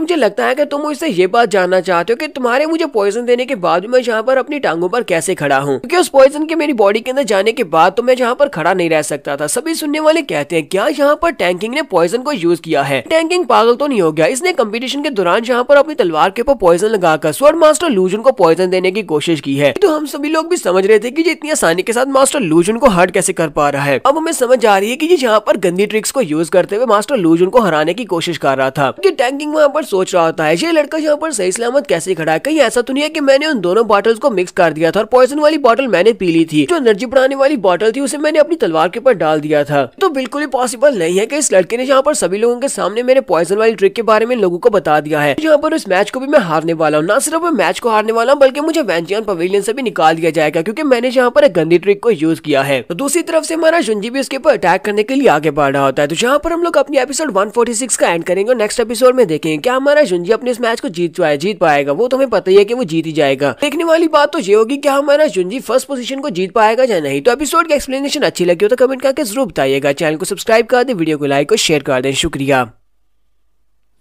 तो गाइस कैसे हैं आप सब लोग? स्वॉर्ड किंग के एपिसोड 147 के साथ हाजिर हो। तो लास्ट एपिसोड के एंड पे हमने देखा था कि हमारे जुनजी की फाइट टैंग किंग के साथ हो रही होती है। टैंग किंग पहले तो हमारे जुनजी के ऊपर भारी पड़ता है, लेकिन उसके बाद हमारा जुनजी जब अपनी वेपन को यूज करता है यानी अपनी स्वॉर्ड को निकालता है, साथ ही वो अपनी बॉडी के ऊपर से उसके पॉइजन के इफेक्ट को भी खत्म कर देता है। और उसके बाद टैंग किंग बेचारा बहुत ज्यादा घबरा जाता है कि सभी लोगों को पता चल गया है कि उसने इस लड़के को पॉइजन देने की कोशिश की है। जुनजी को पॉइजन देने की वजह से अब उसे पवेलियन से भी निकाल दिया जाएगा। जुनजी अटैक करने के लिए रेडी होता है। वो अपनी तलवार के साथ अपनी एनर्जी को रिलीज करता है और उसे कहता है तो अब मैं यहाँ पर रेडी हूँ, मैं तुम्हारे पर बहुत ही इजीली अटैक करने वाला हूँ, क्योंकि तुम्हें हराना तो मेरे लिए बाएं हाथ का खेल है। और वो बड़ी स्पीड से उसके ऊपर अटैक करने के बाद आगे गुजर जाता है। जुनजी उसके ऊपर फुल अटैक नहीं करता, बस उसके चेहरे के ऊपर एक हल्की सी खरोच देता है। तो टैंग किंग के चेहरे के ऊपर बस एक हल्का सा काटे लगता है। किसी के साथ ही वहीं पर अपने घुटने टेक देता है और कहता है मैं गिव अप करता हूँ, मैं हार मानता हूँ। किंग जियान कहते हैं मैंने ऐसा बिल्कुल भी नहीं सोचा था कि ये लड़का यहाँ पर इतनी पावरफुल टेक्निक को यूज करेगा, और मैंने उस लड़के के बारे में ऐसा भी नहीं सोचा था कि वो यहाँ पर डर्टी ट्रिक्स को यूज करेगा, जैसे कि दूसरे को पॉइजन देना। लेकिन इस तरह की टेक्निक को यूज करने के बावजूद भी टैंकिंग यहाँ पर इस फाइट को नहीं जीत सका। वो उसके पास जीतने के चांसेस थे ही नहीं। तो हमारा जुंजी टैंकिंग से कहता है, टैंकिंग मैंने यहाँ पर जिस स्वर टेक्निक को यूज किया, मैं चाहता हूँ कि तुम इस स्वर टेक्निक को हमेशा याद रखना। के साथ ही टैंकिंग उठकर भागना शुरू कर देता है, साथ ही वो रो भी रहा था, जबकि बाकी के सभी लोग गुस्से के साथ चिल्ला रहे होते हैं और उसे कह देते तुम कचरे कहीं के यहाँ से दफा हो जाओ। आखिर पवेलियन में एडमिशन किसने दे दिया? तुम्हें वेंशियन पवेलियन का हिस्सा नहीं होना चाहिए कि तुम यहाँ पर फाइट में गंदी ट्रिक्स को यूज कर रहे थे। तुमने अपने ओपोनेंट को पॉइजन देने की कोशिश की। तो वो बेचारा वहाँ से रोते हुए भाग जाता है। तो उसके बाद रेफरी कहता है, तो यहाँ पर हमारे पास एक विनर है जिसका नाम लूजुन है। यहाँ पर हमारे क्वार्टर फाइनल्स एंड हो चुके हैं। तो उसके बाद पवेलियन लॉर्ड उठकर खड़े हो जाते हैं और कहते हैं, तो क्वार्टर फाइनल्स खत्म हो चुके हैं। तो हमारे पास 4 फाइनलिस्ट बचे हैं जिनके आपस में सेमीफाइनल्स होने वाले हैं। तो उनके हाथ में उनकी नेम प्लेट्स होती हैं और उन सभी नेम प्लेट्स को अपने हाथ में पकड़ने के बाद मिक्स करते हैं और मिक्स करने के बाद उन सभी को बताने वाले हैं कि अब सेमीफाइनल्स में कौन किसके साथ फाइट करने वाला है। पवेलियन लॉर्ड उन सभी लोगों से कहते हैं, लगता है कि हमारा ये वाला सेमीफाइनल काफी ज्यादा इंटरेस्टिंग होने वाला है। तो साथ ही वो वहाँ पर मिक्सअप करते हैं और मिक्सअप करने के बाद बताते हैं, तो यहाँ पर सबसे पहला मैच लूजन और कीजूजन के दरमियान होने वाला है। अभी देखने वाले बहुत ज्यादा हैरान होते हैं और कहते हैं, तो यहाँ पर हमारे सेमीफाइनल का पहला राउंड ही काफी ज्यादा एक्साइटिंग होने वाला है। मास्टर की तो कब से यहाँ पर बेताब है स्वर्ड मास्टर लूजन के साथ फाइट करने के लिए। देखते हैं कि यहाँ पर जंग मास्टर की इसके सामने क्या कर पाता है। यहाँ पे हमारे मास्टर लूजन उसके सामने क्या कर पाते हैं। मास्टर लूजन यहाँ पर भी इस फाइट को जीत पाएंगे क्योंकि यंग मास्टर की तो बहुत ज्यादा पावरफुल है। हमारा शुंजी अपनी फाइट को जीतने के बाद पहले से अरीना में होता है, जबकि उसी वक्त मास्टर की भी जंप करते हुए अरीना में आ जाता है और उसे कहता है, फाइनली वो वक्त आ ही चुका है, अब मुझे तुम्हारे साथ फाइट करने का मौका मिल ही गया। मैं तो कब से देख रहा था कि तुमसे कैसे फाइट करूं। यहाँ पर सभी लोगों के सामने तुम्हें हराना चाहता हूँ। पहले तो मैं इस बात को लेकर काफी ज्यादा चिंतित था, कहीं ऐसा ना हो जाए कि पहले आने वाले जितने कंटेस्टेंट हैं वही तुम्हें इस फाइट में हरा दे और तुम पहले से डिस्क्वालीफाई हो जाओ। लेकिन अब मुझे बहुत ज्यादा खुशी हो रही है कि फाइनल राउंड में, सेमीफाइनल राउंड में जहाँ पर मेरा तुम्हारे साथ मुकाबला हो रहा है, अब मैं यहाँ पर अपने हाथों से तुम्हें बहुत ही बुरी तरह से पीटने वाला हूँ। हमारा शुंजी हल्का सा मुस्कुराता है और उसे कहता है, यंग मास्टर की, तो तुम्हें क्या लगता है कि तुम यहाँ पर मुझे हरा सकते हो? यंग मास्टर की उसे कहता है, हाँ एग्जैक्टली, बिल्कुल ऐसा ही है, मैं तुम्हें हरा सकता हूँ। तो यंग मास्टर की अपनी तलवार निकालता है और हमारे शुंजी से कहता है, अब जबकि मैं यहाँ पर तुम्हारे सामने स्टार्ट से ही अपनी पावरफुल फॉर्म को शो करवाने वाला, पावरफुल टेक्निक को यूज करने वाला हूँ। इसी से साथ ही तुम्हें पता चल जाएगा कि हम दोनों की पावर लेवल में कितना बड़ा डिफरेंस है। और वो बड़ी स्पीड के साथ हमारे शुंजी के ऊपर अटैक करने के लिए आगे बढ़ता है। तो जब वो अपने प्रेशर को वहाँ पर रिलीज कर रहा था, यानी अपनी पावर्स को रिलीज कर रहा था, उससे बहुत ज्यादा प्रेशर निकलता है। आसपास जो बच्चे बैठे होते हैं मैच को देखने के लिए, सभी लोग कहते हैं, ये तो वाकई में यहाँ पर नंबर 1 कंटेस्टेंट होने के लायक है। जरा देखो तो सही, इसने यहाँ पर अपनी पावर को रिलीज किया है तो इसका प्रेशर कितना ज्यादा है। लगता नहीं है कि लूजन यहाँ पर इसके पहले अटैक को सर्वाइव कर पाएगा, क्योंकि ये तो फुल पावर के साथ उसके ऊपर अटैक करने के लिए आगे बढ़ रहा है। हमारा शुंजी वहाँ पर चुपचाप सेंटर में खड़ा होता है, जबकि ये उसके करीब पहुंचता जा रहा होता है। ये कहता है, एक बार मैंने यहाँ पर सभी लोगों के सामने अगर तुम्हें हरा दिया तो तुम्हारे पास जितनी भी ग्लोरी है तुम्हारे स्वर्ड मास्टर होने की, वो सारी की सारी तुमसे छिन जाएगी। दोबारा कोई भी तुम्हारी रिस्पेक्ट नहीं करेगा। हमारा शुंजी भी अपनी तलवार निकाल लेता है और उसे कहता है, तुम्हें नहीं लगता कि तुमने यहाँ पर वो बातें कर दी जो तुम्हें करनी नहीं चाहिए थी? तुमने कुछ ज्यादा जल्दी ये बातें कर दी हैं। यहाँ पर जो हारेगा उसकी बहुत ज्यादा इंसल्ट होने वाली है और वो तुम हो। हमारा शुंजी अपनी तलवार के साथ उसके अटैक को ब्लॉक करता है। दोनों अपनी तलवारों को टकराते हैं तो वहाँ पर दोनों तरफ से बड़ी जबरदस्त एनर्जी निकल रही होती है। मास्टर की को भी यहाँ पर महसूस हो जाता है। वो कहता है, क्या वाकई में इसकी स्पिरिचुअल पावर इतनी ज्यादा है? इसके पास इतनी स्पिरिचुअल पावर कैसे हो सकती है? हमारा शुंजी अपनी तलवार को झटका देता है तो इसी के साथ ही यंग मास्टर की पीछे की तरफ हट जाता है। तो उसकी पावर ज्यादा होती है, इसी वजह से मास्टर चैंग कहते हैं, ये लड़का यहाँ पर एक यूनिक पावरफुल टेक्निक को यूज कर रहा है। ये अपनी हिवनली स्पिरिट ड्राम की एनर्जी को अपनी बॉडी के इर्द गिर्द शील्ड के तौर पर यूज कर रहा है, जो कि इसकी बॉडी को शील्ड कर रही है और साथ ही इसका ऑरा बहुत ज्यादा स्ट्रॉन्ग बना रही है ताकि इसके डिफेंसेस को मजबूत किया जा सके। मुझे नहीं लगा था कि ये लड़का हिवनली ड्राम में पहुंचने के बाद अपनी स्पेशल एबिलिटीज को इतने अच्छे से कंट्रोल कर पाएगा और इतने अच्छे से इनको यूज कर पाएगा। तो उसके साथ मास्टर की खड़े होते हैं जो कि यंग मास्टर की के फादर है। वो उसे कहते हैं, तुम्हें घबराने की जरूरत नहीं है, ना ही परेशान होने की जरूरत नहीं है कि मेरा बेटा उसके पहले अटैक को ब्लॉक नहीं कर पाया, लेकिन फिर भी मेरे बेटे के पास इस तरह के स्पेशल टेक्निक्स हैं जैसी कि आम हिवनली स्पिरिट ड्राम के एक्सपर्ट के साथ बिल्कुल भी नहीं होती। यंग मास्टर की भी पीछे की तरफ हट जाता है और हमारे शुंजी से कहता है, मैं तो बस यहाँ पर वार्म अप करने की कोशिश कर रहा था और मेरा वार्म अप कंप्लीट हो चुका है। इसी के साथ ही वो से कहता है, मैं यहाँ पर सीरियस होने वाला हूँ। वो फिर से अपनी एनर्जी को रिलीज करता है। अपनी एनर्जी को रिलीज करते हमारे शुंजी पर अटैक करने के लिए आगे बढ़ता है, लेकिन इसी के साथ ही वो अपनी मार्शल स्पिरिट को भी रिलीज करता है। उसकी मार्शल स्पिरिट के साथ वहाँ पर इल्यूजन क्रिएट होती है। वहाँ पर आसपास काफी सारा पानी दिखाई देना स्टार्ट करता है जिसके अंदर काफी बड़ी बड़ी ब्लू वेल्स होती है। हमारा शुंजी कहता है, इसने यहाँ पर जिस ब्लू लाइट को यहाँ पर एक्सर्ट किया है, इसकी तलवार के अंदर से, जो तलवार के अंदर से ये वाली स्पेशल ब्लू लाइट निकली है, इसका जो सामने वाला ओपोनेंट होता है उसे पानी दिखाई देता है और पानी के अंदर बहुत सारे वाटर एनिमल भी दिखाई देते हैं, जैसे कि अभी मुझे यहाँ पर दिखाई दे रहे हैं। स्पेशल इल्यूजन की वजह से इसका जो टारगेट होता है वो अपने आसपास के सराउंडिंग्स को महसूस नहीं कर पाता, उसे आसपास कुछ भी दिखाई नहीं देता ना। वो अपने आप को बड़ी आसानी के साथ यहाँ पर आसपास किसी भी जगह के ऊपर हाइड करके रख सकता है और उसके बाद वो स्नीक अटैक कर सकता है, और वो बिल्कुल ऐसा ही करता है। यंग मास्टर की वहाँ पर साइड के ऊपर से निकलता है, हमारे शुंजी के ऊपर अटैक कर देता है। तो हमारा शुंजी अभी वहाँ पर चुपचाप खड़ा होता है, उसे कुछ भी पता नहीं होता किस तरफ से अटैक होने वाला है। आसपास से बहुत सारी स्वॉर्ड फिश निकलती है और उसके ऊपर अटैक करने वाली होती है। बाकी के सभी लोग अपनी आंखें बंद कर लेते हैं और कहते हैं, सभी को जल्दी से जल्दी अपनी आंखें बंद करना होगी, क्योंकि अगर हम लोगों ने इस ब्लू लाइट को देख लिया तो हम लोग भी उसकी एनर्जी के साथ प्रभावित होंगे, हमें भी यहाँ पर इल्यूजन दिखना शुरू हो जाएंगी। अगर किसी को यहाँ पर इल्यूजन दिखाई देगी तो वो भी उसके अटैक के साथ हिट होगा। सभी लोग अपनी आंखें बंद कर लो। तो उसके बाद जुंजी का सीन दिखाते हैं। हमारा जुंजी ऊपर की तरफ देख रहा होता है, जैसे कि उसे पता चल गया है कि इल्यूजन फॉर्मेशन से वो कहाँ पर उसके ऊपर अटैक करने वाला है। तो हमारे जुंजी का वहाँ पर नहीं दिखाते कि वहाँ पर वो कैसे उसको डॉज कर रहा है। वहाँ पर एक जबरदस्त ब्लू एनर्जी का धमाका होता है। उस धमाके के बाद दिखाते हैं कि हमारा जुंजी साइड के पर खड़ा होता है, जबकि सेंटर का पूरा ग्राउंड टूट चुका होता है। सभी लोग अपनी आंखें खोलते हैं और सामने की तरफ देखकर कहते हैं चलो देखते हैं कि वहाँ पर क्या बना। क्या वो लड़का इल्यूजन के साथ हिट होने के बाद काफी ज्यादा जख्मी होकर ग्राउंड के ऊपर पड़ा है? वो लोग कहते हैं नहीं, वो तो बिल्कुल सही सलामत है, जरा देखो तो सही, उसको इस इल्यूजन के ऊपर कुछ भी असर नहीं हुआ। जंग मास्टर की भी इस बात से काफी हैरान होता है। वो उसे कहता है तुमने ऐसा कैसे किया, ऐसा बिल्कुल भी नहीं हो सकता। वो साथ ही सोच रहा था मेरी टेक्निक काफी ज्यादा पावरफुल थी, फिर भी ये लड़का जहाँ पर मेरी टेक्निक के साथ इफेक्टेड क्यों नहीं हुआ, और ऊपर से मैंने इसके ऊपर अटैक किया था, लेकिन मेरे अटैक का इसकी बॉडी के ऊपर कोई भी असर क्यों नहीं हुआ। हमारे जुंजी के बारे में यहाँ पर कहानी सुनाने वाला कहता है कि लूजन को इस बारे में अच्छी तरह से पता था कि वो यहाँ पर इस अटैक को इतनी आसानी के साथ अवॉइड नहीं कर पाएगा। इस वजह से उसने फाइट के स्टार्ट होने से पहले ही अपनी ग्लास बॉडी को एक्टिवेट कर लिया था। जुंजी ने अपनी स्टील बॉडी को 4th लेवल तक मास्टर कर लिया, इसी वजह से अब वो ग्लास बॉडी को एक्टिवेट कर सकता है। इसके जितने भी अटैक्स हैं वो सारे के सारे अटैक्स उसकी बॉडी के वो बिल्कुल बेकार हैं। हमारा जुंजी जब वहाँ पर खड़ा होता है तो उसी वक्त पवेलियन लॉर्ड उसकी तरफ घूर कर देखते हैं और उन्हें भी समझ आ जाती है। वो कहते हैं कहीं ऐसा तो नहीं है कि इस लड़के के पास ग्लास बॉडी की टेक्निक भी है। हमारा जुंजी वहीं पर खड़े खड़े अपनी तलवार को रिलीज करता है। अपनी एनर्जी से बनी हुई तलवार के साथ मास्टर की के कंधे के ऊपर अटैक करता है और उसका कंधा जख्मी हो जाता है। उसके कंधे से ब्लड निकलना शुरू हो जाता है। ये देखकर कहता है ऐसा कैसे हो सकता है, इसकी तलवार मेरी तलवार से ज्यादा फास्ट कैसे हो सकती है। तो अपनी जगह से हिला भी नहीं और वहीं पर खड़े खड़े इसने मेरे पर अटैक भी कर दिया, वो भी इतनी तेजी के साथ। तभी देखने वाले कहते हैं हम लोगों ने ये तो बिल्कुल भी नहीं सोचा था। मास्टर की ने अपनी इल्यूजन टेक्निक को यूज करते हुए उसके ऊपर स्नेक अटैक किया लूजन के ऊपर, लेकिन वो उसकी बॉडी के ऊपर एक स्क्रैच भी नहीं डाल पाया, जबकि लूजन ने उसकी बॉडी के ऊपर एक जख्म भी दे दिया है जिससे काफी ज्यादा ब्लड भी निकल रहा है। यहाँ पर ये बात वाज़ेह हो चुकी है कि 9th लेवल के स्वॉर्ड इंटेंट हासिल करने वाले एक्सपर्ट के साथ कोल्ड डिसाइपल्स का कोई भी मुकाबला नहीं है। हमारा जुंजी भी अपनी केप को उतार देता है और उसे कहता है लगता है कि स्वॉर्ड मास्टर का बेटा बिल्कुल भी स्ट्रॉन्ग नहीं है, लेकिन मैं तो अभी यहाँ पर सीरियस होने वाला था, क्योंकि अब मुझे सीरियस होना पड़ेगा। अगर तुम्हें हराना है तो फिर मुझे सीरियस तो होना पड़ेगा। जो मैं यहाँ पर तुम्हें एक मौका देता हूँ, अगर तुम यहाँ पर बुरी तरह से जख्मी नहीं होना चाहते तो अभी यहाँ पर तुम्हारे पास टाइम है, सरेंडर करो और यहाँ से बाहर चले जाओ। अगर तुम नहीं जाते तो उसके बाद मैं तुम्हारे पर अटैक करूंगा। यंग मास्टर क्यू से कहता है क्या तुम यहाँ पर मुझे अंडर एस्टिमेट करने की कोशिश कर रहे हो। वो साथ ही फिर से अपनी उसी टेक्निक को रिलीज करता है, पहले वाली अंडर वाटर इल्यूजन टेक्निक को। जब इस टेक्निक को रिलीज करता है तुम्हारा जुंजी कहता है ये वाली टेक्निक पहली वाली टेक्निक से थोड़ी बहुत अलग लग रही है। जुंजी कहता है लगता है कि इसने अपनी पहली टेक्निक के सेकंड फॉर्म को रिलीज किया है। यंग मास्टर की वहाँ पर जोर जोर से हंसना शुरू कर देता है और हमारे जुंजी से कहता है अब तुम यहाँ पर मरने वाले हो, अब सब कुछ खत्म हो चुका है। तुम्हें याद है कि तुमने जंजियान वैली में सभी लोगों के सामने मेरी बहुत ज्यादा इंसल्ट कर दी थी। उस गेम को जीतने के बाद मेरे पास से मेरा पैड भी तुमने छीन लिया था। यहाँ पर सभी लोगों के सामने मैं तुम्हें घुटनों के बल लाऊंगा और तुम मुझसे माफी की भीख मांगोगे। मैं तुमसे बहुत ज्यादा नफरत करता हूँ और इसी नफरत की वजह से आज यहाँ पर मैं स्पेशल टेक्निक को भी यूज करने वाला हूँ। अपनी स्पेशल टेक्निक को रिलीज करता है तो वहाँ पर उसके वाटर के साथ एक बड़ी सी फिश बनती है जो कि काफी ज्यादा खतरनाक दिखाई दे रही होती है। हमारा जुंजी वहाँ पर उसके सामने खड़ा होता है तो वो फिश बड़ी स्पीड से आगे बढ़ती है, हमारे जुंजी पर अटैक करती है। अरीना के सेंटर में एक जबरदस्त धमाका होता है, वहाँ पर बहुत सारी एनर्जी होती है। आसपास के जितने बच्चे होते हैं वो सभी लोग पीछे की तरफ हट जाते हैं और कहते हैं अब यहाँ पर क्या होने वाला है। यहाँ पर स्वॉर्ड मास्टर और दूसरा मास्टर का बेटा है, वो दोनों आपस में फाइट कर रहे हैं और दोनों की फाइट की वजह से इतना ज्यादा प्रेशर निकल रहा है। लगता है कि ये वाला अटैक इतना ज्यादा पावरफुल है कि स्वॉर्ड मास्टर लूजन इस अटैक को सर्वाइव नहीं कर पाएंगे। हो सकता है कि वो इस अटैक से मारे जाएं। तो पवेलियन लॉर्ड भी यहाँ पर उसकी तारीफ करते हुए कहते हैं यंग मास्टर की ने एनर्जी को यूज किया है, एनर्जी जो कि नफरत से पैदा हुई है। उस एनर्जी को यूज करते हुए उसने अपनी मास्टर स्पिरिट को असल में अवेकन कर लिया है, जिसकी वजह से वो इतना पावरफुल अटैक कर पाया है। ये लड़का तो काफी ज्यादा इंटरेस्टिंग है। तो मास्टर की वहाँ पर काफी ज्यादा खुश हो रहे होते हैं कि उसके बेटे की यहाँ पर तारीफें हो रही है। पवेलियन लॉर्ड खुद से उसके बेटे की तारीफ कर रहे हैं। साथ ही वो कहते हैं इसका मतलब यह है कि मैं इस बैट को जीत चुका हूँ। यंग मास्टर की आगे बढ़ता और कहता है बस मुझे एक बार फिर से इसी टेक्निक को यूज करना होगा और उसके बाद यहाँ पर अरीना में सिर्फ और सिर्फ मैं ही खड़ा हूँगा, मैं इस मैच को जीतने वाला हूँ। तो यहाँ पर हम लोग अपनी एपिसोड 147 का एंड करेंगे। नेक्स्ट एपिसोड में देखेंगे कि इस मैच में कौन जीतने वाला है। एपिसोड की एक्सप्लेनेशन अच्छी लगी हो तो कमेंट करके जरूर बताइएगा। चैनल को सब्सक्राइब कर दे, वीडियो को लाइक और शेयर कर दें। शुक्रिया।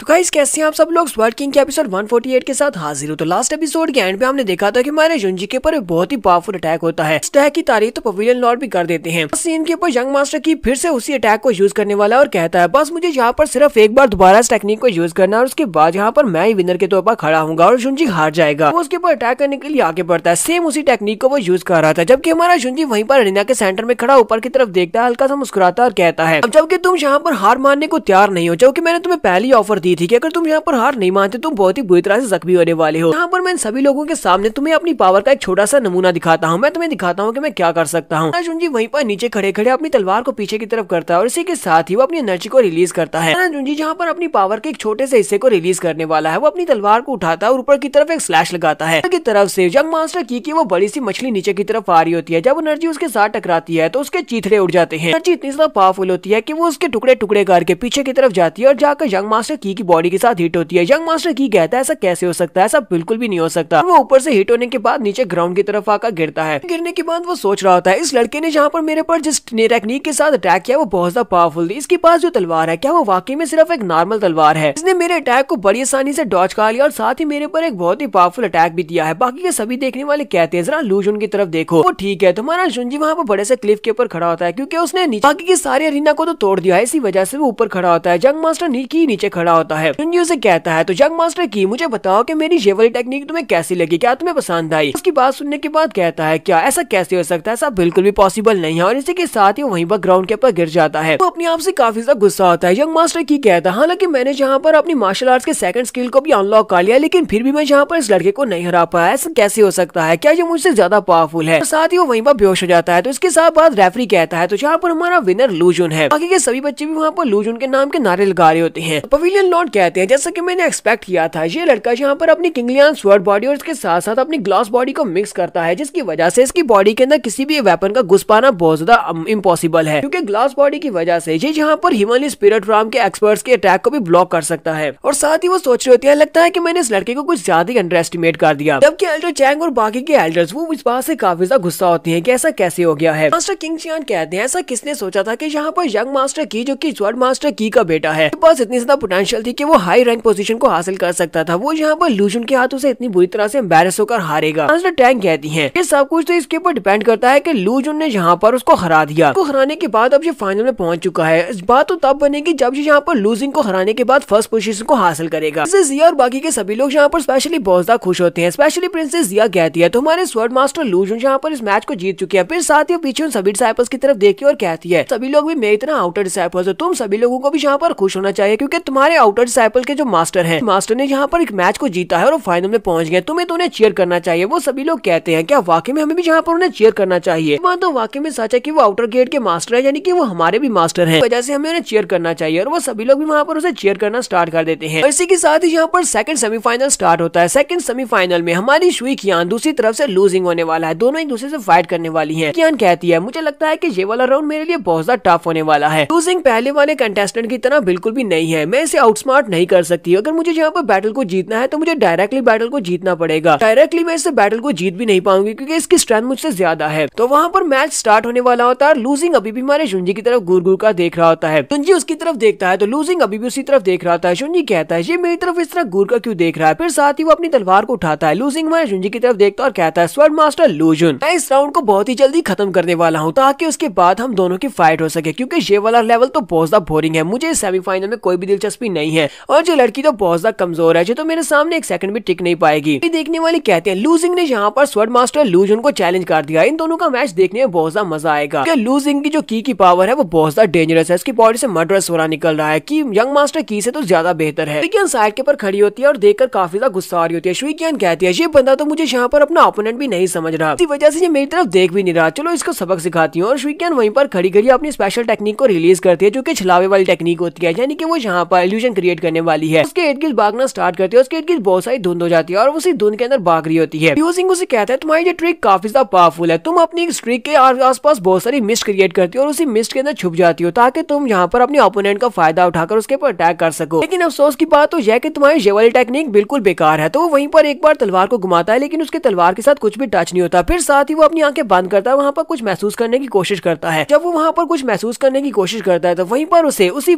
मिस्ट के अंदर कुछ वेव्स दिखाई देती हैं। उसे पता चलता है कि वो वहाँ पर है। वो वहीं पर पीछे की तरफ घूमता है, अपनी तलवार को घुमाते हुए एक स्लैश लगा देता है। स्लैश शुई कियान की बॉडी के साथ टच होती है और शुई कियान वहीं पर नीचे गिर जाती है और एक ही अटैक के साथ वो जख्मी हो जाती है और कहती है ये बंदा बहुत ज्यादा पावरफुल है। तो बस यहाँ पर इसे वीक करने की कोशिश कर रही थी ताकि मेरे बाद मास्टर स्वॉर्ड मास्टर लूजन इसके साथ फाइट करे तो वो आसानी से इसको हरा सके। लेकिन अफसोस हम दोनों की पावर में इतना बड़ा गैप है कि मैं तो इसके ऊपर स्क्रैच भी नहीं डाल पाई, मैं तो इसकी अपोनेंट थी ही नहीं। तो यहाँ पर रेफरी कहता है तो हमारे इस मैच का विनर लूजिंग है कि हमें अपने फाइनलिस्ट मिल चुके हैं जो कि फाइनल फाइनल राउंड में जहाँ पर फाइट करने वाले हैं। तो यहाँ पर ग्रैंड फाइनल स्टार्ट होने वाला है। एक तरफ हमारा जुंजी होता है, दूसरी तरफ लूजिंग होता है। तो लूजिंग और जुंजी दोनों एक दूसरे के आमने सामने होते हैं। लूजिंग उसे कहता है, जैसा कि मैंने तुम्हें कहा था कि मैं इस राउंड को बहुत ही जल्दी खत्म करने वाला हूं, मैंने इस राउंड को खत्म कर दिया, चलो जल्दी से आ जाओ, हम दोनों यहाँ पर आपस में फाइट करेंगे। हम दोनों की फाइट का टाइम हो चुका है। तो जुंजी सोच रहा होता है ये बंदा कुछ ज्यादा ही एरोगेंट है, मुझे अभी तक इसकी ट्रू पावर के बारे में कुछ भी नहीं पता कि आखिर इसके पास कौन कौन सी पावर्स हो सकती है और इसकी स्ट्रेंथ किस लिमिट तक जा सकती है। लूजिंग यहाँ पर फिर से एक एरोगेंट बात करता है। वो कहता है इस साल के टूर्नामेंट को मैं यहाँ पर जीतने वाला हूँ और यहाँ पर फर्स्ट पोजीशन को मैं हासिल करूंगा, क्योंकि मैं लूजिंग यहाँ पर इस पवेलियन का सबसे ज्यादा स्ट्रॉन्गेस्ट स्टूडेंट हूँ। हमारा जुंजी हिमली स्पिरिट राम के सेकंड लेवल पर है, जबकि ये लड़का लूजिंग ये हिमली स्पिरिट राम के थर्ड लेवल पर है। उसका जो किलिंग इंटेंट है वो बहुत ज्यादा स्ट्रॉन्ग है। वहाँ पर बातें करना शुरू कर देते हैं और कहते हैं लूजिंग के बारे में हमें बताते हैं कि लूजिंग के बारे में ये कहा जाता है कि वो अनाथ बच्चा था। और इस स्वर्ड पवेलियन के जो मास्टर हैं उनका जो भाई है जिसका नाम फैन वूचैन है, उन्होंने इस बच्चे को जब ये छोटा सा बच्चा था तभी अपने साथ लेकर आए थे। वो इसे वेंजियन पवेलियन में लेकर आए। इसके बाद उन्होंने यहाँ पर उसको ट्रेनिंग देना स्टार्ट की। लड़के के पास पहले से जो मास्टर स्पिरिट थी वो बहुत ज्यादा पावरफुल थी और ऊपर से इसको मास्टर मिल गया फैन वूचैन जो कि गॉड ऑफ वार है। वो इसको बहुत ही अच्छे से ट्रेन करता है, जिसकी वजह से इसका किलिंग इंटेंट इतना ज्यादा बढ़ चुका है। इसे कहता है मैंने सुना है कि इसका मास्टर फैन वूचैन वो भी जिनजैंग राम मशीन और जैंग राम का मास्टर है। इसे एक और कहता है मैंने सुना है कि लूजिंग अपनी ट्रेनिंग के दौरान जानजियान वैली के 7th लेवल तक जा सकता है। ये बात तो वाज़ेह है कि ये यंग मास्टर की से बहुत ज्यादा स्ट्रॉन्ग है, लेकिन अभी तक ये नहीं पता कि ये हमारे स्वर्ड मास्टर लूजन को हरा पाएगा या नहीं। शुइकियान अपने मैच को खत्म करने के बाद नीचे उतर कर हरा रही होती है तो वो हमारे लूजन के सामने से गुजरती है। लूजन उसे कहता है तुमने वहाँ पर अपना सबसे बेस्ट दिया है, तुम वाकई में काफी ज्यादा अच्छी थी। तो कहती है स्वर्ड मास्टर लूजन जी आप क्या कह रहे हैं। तो हमारा जुंजी उसे बताता है कि तुमने यहाँ पर क्या गलती की। वो उसे कहता है जब तुमने वहाँ पर मिस्ट को क्रिएट किया था और तुम उस मिस्ट के अंदर भाग रही थी, एक बार एक सेकंड के लिए तुम अपनी मिस्ट के अंदर से बाहर निकली थी, उसी वक्त उसने तुम्हें सेंस कर लिया। अभी तुम्हारी गलती नहीं है, अगर तुम्हारी कल्टीवेशन भी ज्यादा होती तो अभी तुम यहाँ पर अपनी इस टेक्निक को बड़ी अच्छे से यूज कर सकती थी। यहाँ पे तुम दोनों की कल्टीवेशन टेक्निक में बहुत ही बड़ा डिफरेंस था, इसी वजह से वो इस फाइट को जीत गया है। लेकिन उसकी बातें सुनने के बाद ब्लश कर रही होती है और साथ ही सोच रही होती है यंग मास्टर लूजन यहाँ पर मुझे क्या बताने की कोशिश कर रहे हैं, ये तो मुझे यहाँ पर गाइड करने की कोशिश कर रहे हैं, ये तो बहुत ही अच्छी बात है और मुझे चीयर भी कर रहे हैं। इसके बाद रेफरी उनसे कहते हैं तो हम लोग यहाँ पर अपने फाइनल राउंड को स्टार्ट करने वाले हैं। फाइनल राउंड के बाद यहाँ पर फैसला हो जाएगा कि कौन यहाँ पर हमारा विनर है। अरीना में जो दोनों एक दूसरे के आमने सामने होते हैं। लूजिंग उसे कहता है पर मास्टर लूजन वैसे मैंने सोचा नहीं था कि तुम इस लेवल तक पहुंच पाओगे, यानी कि तुम फाइनल लेवल तक पहुंच पाओगे, लेकिन अब यहाँ पर वक्त आ चुका है कि तुम्हारी इस एरोगेंस को खत्म किया जा सके। अब तुम इससे आगे नहीं जा सकते क्योंकि सबसे ज्यादा स्ट्रॉन्गेस्ट तो मैं हूँ। आज यहाँ पर जो इस कंपटीशन को जीतने वाला वो मैं हूँ और इसी के साथ ही वो अपने किलिंग इंटेंट को भी रिलीज कर रहा था और साथ ही अपनी बड़ी सी तलवार को भी निकाल लेता है। जुंजी कहता है इसके पास जो स्पिरिट है वो ब्लड स्पिरिट है, ये मार्शल आर्ट्स की टेक्निक को यूज कर रहा है वो भी ब्लड स्पिरिट है। इसके पास जो मार्शल स्पिरिट है वो 7th लेवल की है। मतलब यह है कि ये कुदरत की तरफ से बहुत ही लकी लड़का रहा है। ल्यूजियांग सबसे पहले हमारे जुंजी के ऊपर अटैक करने के लिए आगे बढ़ता है। वो अपनी तलवार को लेकर बड़ी स्पीड से हमारे जुंजी के पास पहुंच जाता है और अपनी तलवार को घुमाते हुए जुंजी पर अटैक करता है। जुंजी अपनी तलवार के साथ उसके अटैक को ब्लॉक करता है। ल्यूजियांग उसे कहता है मुझे तुम्हारे सारे के सारे मूव्स के बारे में पहले से पता है क्योंकि मैंने तुम्हारी सारी बैटल्स देखी है और उन सारी बैटल्स को देखने के बाद मैंने तुम्हारे सारे मूव्स को जान लिया है। मुझे ये भी पता है कि तुम किसी भी बैटल में बिल्कुल भी जख्मी नहीं हुए थे टैंकिंग की फाइट के दौरान। उसके बाद मुझे इस बात का एहसास हो गया कि तुम्हारे पास एक स्पेशल टेक्निक है जिससे तुम अपनी बॉडी को बचा सकते हो। इसका मतलब यह है कि मेरी नॉर्मल टेक्निक के साथ किए हुए अटैक तुम्हारी बॉडी के ऊपर बिल्कुल भी असर नहीं करेंगे। मुझे यहाँ पर अपने स्पेशल टेक्निक को यूज करना होगा, अपनी एनर्जी के साथ उनको पेनिट्रेट करना होगा ताकि वो तुम्हारी बॉडी के अंदर घुस सके। तो वो फिर से अपनी तलवार को लेकर जुंजी पर अटैक करने के लिए आगे बढ़ता है और उसे कहता है देखते हैं कि तुम इस अटैक को कैसे ब्लॉक कर पाते हो। एक तरफ से हमारा जुंजी और दूसरी तरफ से उसकी तलवार, दोनों की तलवारों की टिप आपस में टकराती है। जुंजी को यहाँ पर काफी ज्यादा प्रेशर महसूस होता है और जुंजी और दोनों ही पीछे की तरफ हट जाते हैं। एक्चुअली हमारा जुंजी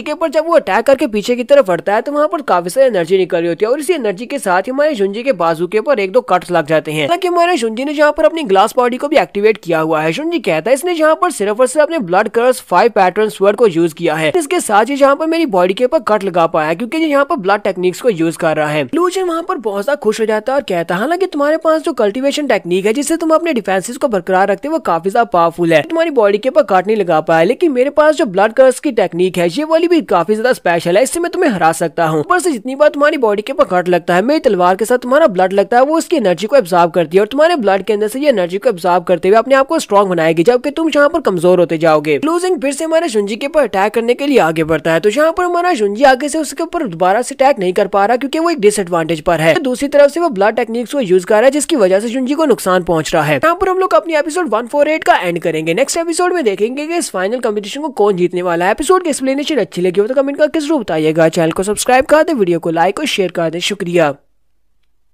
तो गाइस कैसे हैं हम सब लोग स्वर्ड किंग के एपिसोड 149 के साथ हाजिर है। तो लास्ट एपिसोड के एंड पे हमने देखा था कि लूजिंग और हमारे जुंजी दोनों के दरमियान में फाइट हो रही होती है और हमारा जुंजी एक डिसएडवांटेज पर होता है। आगे से लूजिंग के ऊपर अटैक भी नहीं कर पा रहा होता, जबकि लूजिंग बार बार उसके ऊपर अटैक करते हुए उसे पीछे की तरफ हटाता जा रहा होता है। और उसके पास क्योंकि ब्लड टेक्निक्स है, वो ब्लड कल्टिवेशन टेक्निक्स को यूज करते हुए हमारे जुंजी के ऊपर बार बार अटैक करता है। लास्ट सीन के ऊपर जब वो अपनी तलवार को लेकर हमारे जुंजी के ऊपर अटैक करने के लिए आगे बढ़ता है तो हमारा जुंजी अपनी तलवार के साथ उसके अटैक को ब्लॉक करता है, लेकिन उसकी बॉडी के ऊपर काफी सारे कट्स भी लगते जा रहे होते हैं। लूजिंग हमारे जुंजी से कहता है, स्वॉर्ड मास्टर लू जुन, अब तुम यहाँ पर मेरे ऊपर आगे से अटैक काउंटर अटैक क्यों नहीं कर रहे हैं कि तुम यहाँ पर बहुत ज्यादा डर रहे हो। ये सब कुछ अब यहाँ पर खत्म होने वाला है, ये तुम्हारा अंत है। और अपनी तलवार को लेकर जुंजी के ऊपर जब अटैक करता है तो उसके अंदर से बहुत सारी एनर्जी स्लैशेस निकलती हैं। वो सारी एनर्जी स्लैशेस हमारे जुंजी की बॉडी के साथ टकराती हैं। जब हमारे जुंजी को फ्रंट से दिखाते हैं तो जुंजी की बॉडी के ऊपर काफी सारे कट्स लगे होते हैं। वो अपनी पूरी बॉडी के ऊपर कट्स के साथ वहाँ पर खड़ा होता है, अपने बाजू पर हाथ रख के। उसकी बॉडी के ऊपर से जगह जगह से ब्लड बह रहा होता है। जुंजी कहता है, आज मुझे पता चला कि ये ब्लड कर्स 5 पैटर्न स्वर्ड की पावर है। इसके पास जो स्वर्ड है उसके अंदर से बहुत ही पावरफुल एनर्जी निकलती है जो कि मेरी ग्लास बॉडी को भी बेद रही है। लूजिंग हमारे जुंजी से कहता है, अब क्या हुआ, लगता है कि अब तुम्हारे पास जरा सी भी स्ट्रेंथ नहीं बची कि तुम फाइट बैक कर सको, क्योंकि मैंने तुम्हारी सारी की सारी स्ट्रेंथ को अब्सॉर्ब कर लिया है। मेरी ब्लड स्वर्ड जब भी तुम्हें टच करती है तभी तुम्हारे ब्लड को अब्सॉर्ब करती है। लूजिंग हमारे जुंजी से कहता है, तो मैं यहाँ पर तुम्हें एक मशवरा देता हूँ कि तुम गिव अप कर दो, क्योंकि अगर तुम गिव अप नहीं करते मैं तुम्हारे पर जरा भी तरस नहीं खाने वाला। और फिर से अपनी तलवार को लेकर उसके ऊपर अटैक करने के लिए आगे बढ़ जाता है। जुंजी फिर से उसके अटैक को अवॉइड करते पीछे की तरफ हटने की कोशिश कर रहा होता है। साथ ही वो से कहता है, चलो ठीक है अब गुड बाय, क्योंकि हमारा जुंजी जैसे जंप करते पीछे की तरफ हटता है ग्राउंड के अंदर से बहुत सारे स्पाइक्स निकल आते हैं। वो एनर्जी स्पाइक्स होते हैं। जुंजी कहता है, अब तो मेरे पास पीछे हटने का रास्ता भी नहीं और ना ही मैं यहाँ पर इसे डॉज कर सकता हूँ। तो वो सारे के सारे स्पाइक्स उसके पीछे वाली साइड से आगे बढ़ रहे होते हैं और सामने वाली साइड से सिंह की तलवार आगे की तरफ बढ़ रही होती है। हमारा जुंजी कहता है, तो अब यहाँ पर मुझे इसकी तलवार को अवॉइड करने के लिए कुछ तो करना होगा। वो सारे के सारे स्पाइक्स उसकी बॉडी के अंदर दस जाते हैं और हमारा जुंजी वहाँ पर बुरी हालत में होता है। उसकी बॉडी से बहुत ज्यादा ब्लड निकल रहा होता है, जबकि लूजिंग वहाँ पर जोर जोर से हंसना शुरू कर देता है और कहता है, स्वॉर्ड मास्टर लू जुन, तुम तो यहाँ पर हार गए, अब तुम यहाँ पर मरने वाले हो। मैं यहाँ पर इस मैच का विनर हूँ। शुई कियान और बाकी के सभी लोग इसे देखकर बहुत ज्यादा हैरान होते हैं और कहते हैं, ऐसा कैसे हो सकता है, स्वॉर्ड मास्टर लू जुन इतनी आसानी से कैसे मर सकते हैं। प्रिंसेस जिया भागती हुई अरीना में जाना चाहती है ताकि वो जाकर लू जुन को बचा सके। रेफरी उसे रोक देता है और कहता है, प्रिंसेस तुम यहाँ पर नहीं जा सकती, सिर्फ और सिर्फ कंटेस्टेंट ही बैटल राउंड में जा सकते हैं, बाकी कोई भी वहाँ पर नहीं जा सकता। आउटर गेट के डिसाइपल भी बहुत ज्यादा घबरा जाते हैं और कहते हैं, हमें तो लगा था कि हमारे स्वॉर्ड मास्टर लू जुन यहाँ पर इस फाइट को जीत कर पहली प्लेस को हासिल करेंगे। लगा था कि हमारा आउटगेट भी यहाँ पर बहुत ज्यादा रिस्पेक्टफुल हो जाएगा और हमारे आउटर डिसाइपल्स की बहुत ज्यादा इज्जत की जाएगी, लेकिन अफसोस हमारे किस्मत में यहाँ पर ये सब कुछ कहाँ है। तो पवेलियन लॉर्ड भी यहाँ पर अपना चेहरा लटका देते हैं और कहते हैं, लगता है कि ये सब कुछ खत्म हो गया, मुझे इस लड़के से कुछ ज्यादा ही उम्मीदें थी। जबकि हमारे जुंजी की तरफ दिखाते हैं, हमारा जुंजी वहाँ पर हंसना शुरू कर देता है। हमारा जुंजी उसे कहता है, तुम्हें ऐसा क्यों लगता है कि ये सब कुछ यहाँ पर खत्म होने वाला है और तुम्हें ऐसा क्यों लगा कि तुम यहाँ पर इस फाइट को जीत चुके हो। ये बात तो वाकई में बहुत ज्यादा टचिंग है कि तुम्हारी बेवकूफी तो अरूज पर है, तुम एक बहुत ही बेवकूफ इंसान हो। इससे बहुत ज्यादा खुश हो जाती है और कहती है, सभी लोग उस तरफ देखो, हमारा लू जुन अभी तक हारा नहीं है। सभी आउटर डिसाइपल फिर से इसके नाम के नारे लगाना शुरू कर देते हैं और कहते हैं, हमारे मास्टर बहुत ज्यादा ग्रेट है, जो यहाँ पर इस फाइट को जीत सकते हैं। अब यहाँ पर लूजिंग काफी ज्यादा घबरा जाता है। लूजिंग कहता है, ऐसा कैसे हो सकता है, मेरे इस अटैक को इसके ऊपर काम करना चाहिए था, मैंने अपने फाइनल मूव को यूज किया था और ऊपर से मेरी तलवार ने इसके बहुत सारे ब्लड को चकाया, यानी कि इसकी बहुत सारी ग्रेकी की पावर इसने एब्जॉर्ब कर ली है। इस लड़के के पास इतनी सारी स्पिरिचुअल एनर्जी कैसे हो सकती है। अब यहाँ पर अपने फ्लॉ को छुपाने के लिए लूजिंग कहता है, मैंने इंटेंशनली तुम्हारे सारे के सारे वाइटल पॉइंट्स को छोड़ दिया था, मैंने तुम्हारे बड़े ऑर्गन्स के ऊपर अटैक नहीं किया था। तुम फिर से यहाँ पर मेरे सामने एरोगेंटली खड़े हो तो देखना इस बार मैं तुम्हें जरूर मार डालूंगा कि मैंने अपनी स्किलिंग स्वर्ड को बहुत ही अच्छे से ट्रेन किया हुआ है, अगर मैं चाहूँ तो मैं सिर्फ एक झटके में तुम्हारी जान भी ले सकता हूँ। लिन जियो से कहता है, तुमने अपनी तलवार को यहाँ पर किलिंग स्वर्ड कहा, मुझे लगता है कि तुम्हें यहाँ पर इससे भी अच्छे किसी नाम की जरूरत है, क्योंकि तुम्हारी किलिंग स्वर्ड किसी भी काम की नहीं है। हालांकि देखने वालों को काफी ज्यादा इंप्रेसिव लगती है, मेरे सामने ये तलवार बिल्कुल बेकार है, इस तलवार के साथ तुम मुझे मार नहीं सकते। ये तलवार अगर किसी और के पास होती तो उसके हाथ में ये तलवार बहुत ज्यादा पावरफुल होती, लेकिन तुम्हारे हाथ में ये तलवार बिल्कुल कचरा है, यानी कि तुम इसकी फुल पोटेंशियल को यूज नहीं कर सकते। ये बात सुनने के बाद लूजिंग काफी गुस्सा हो जाता है और कहता, अपनी बकवास बंद करो, अब मैं तुम्हें दिखाता हूँ कि मैं इसकी फुल स्ट्रेंथ को यूज कर पाता हूँ या नहीं।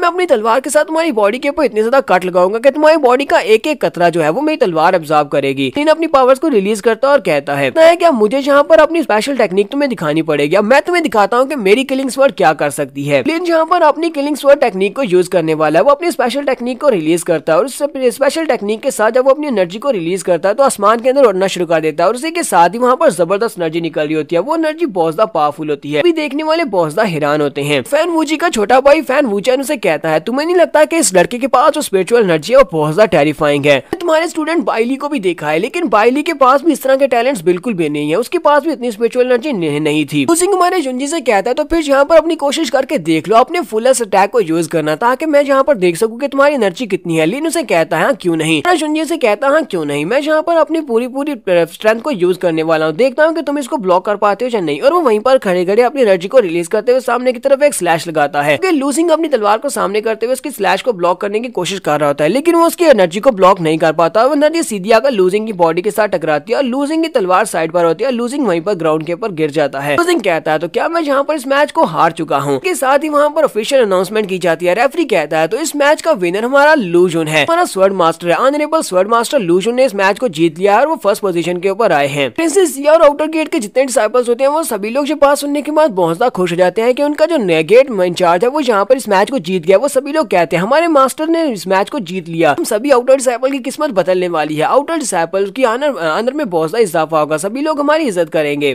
जान वो कहते हैं ये लड़का वाकई में बहुत ही अच्छा है, ये तो सरप्राइज से भरा हुआ है, हर बार यहाँ पर कुछ ऐसा करता है जो कि हमने सोचा भी नहीं होता। टैंक कहती है मुझे लगता है कि ये लड़का वाकई में इस लायक था कि इसने यहाँ पर इस कंपटीशन को जीत लिया। इस तरह के लड़कों को इस कंपटीशन को जीतना चाहिए जिनके अंदर कुछ स्पेशल होता है, जिनकी पोटेंशियल ज्यादा है। विज्ञान को भी दिखाते हैं जो कि दूर खड़ी हमारे जुंजी की तरफ भी देख रही होती है। वो कहती है स्वर्ड मास्टर लू जुन, मैं चाहती हूँ कि मैं वहाँ पर स्टेज के ऊपर आऊँ और आकर गले लाकर आपको कंग्रेचुलेट करूँ। वो उसकी तरफ देख रही होती है। उसी वक्त वो काफी हैरान होती है क्योंकि प्रिंसेस जिया वहाँ पर पहले ऊपर पहुंच जाती है, जाकर उसके गले लगी होती है। वो कहती है ये लड़की कौन है, ये यहाँ पर क्या कर रही है। फैन वूचेन अपने भाई से कहता है ब्रदर ये वाले रिजल्ट तो हमने बिल्कुल भी नहीं सोचे थे, अब हम लोग यहाँ पर क्या करेंगे, मुझे बताओ कि तुम यहाँ पर क्या करने वाले हो। तो फैन वूजी उसे कहता है लगता है कि अब हमारी वेंचियन पवेलियन के बदलने का वक्त आ चुका है, अगर मैं इसको इस तरह हासिल नहीं कर पाया तो मैं इसे दूसरे तरीके से हासिल करूंगा। मास्टर चैंग और मास्टर की दोनों वहाँ पर बहुत ही हैरान परेशान खड़े होते हैं। वो लोग कहते हैं हम लोग तो यहाँ पर स्वर्ड एंड सेशन कंपटीशन को यूज करके उनका नाम खत्म करना चाहते थे ताकि इसी कंपटीशन के दौरान उसे जान से मार सके, लेकिन ये तो बड़ी अफसोस की बात है कि अब उसकी इज्जत में और ज्यादा इजाफा होने वाला है। अब वो बहुत ज्यादा फेमस हो चुका है, यहाँ तक कि आउटर गेट के डिसाइपल्स भी उसकी बहुत ज्यादा रिस्पेक्ट करेंगे और उसकी हर एक बात को मानेंगे। एवरीवन सभी लोगों से कहता है तो अब यहाँ पर हमारे ग्रैंड मास्टर यानी कि पवेलियन लॉर्ड यहाँ पर आएंगे और विनर को कंग्रेचुलेट करेंगे और साथ ही उन्हें इनाम भी देंगे। पवेलियन लॉर्ड जुंजी के पास आते हैं और उसे कहते हैं हमारी हिस्ट्री में वेंचियन पवेलियन की हिस्ट्री में ऐसे पहले इस तरह कभी भी नहीं हुआ, तुमने हमारी हिस्ट्री को बदल कर रख दिया है। आज से पहले हमेशा कोर डिसाइपल जो कि बहुत ज्यादा पावरफुल हुआ करते थे सिर्फ वही इस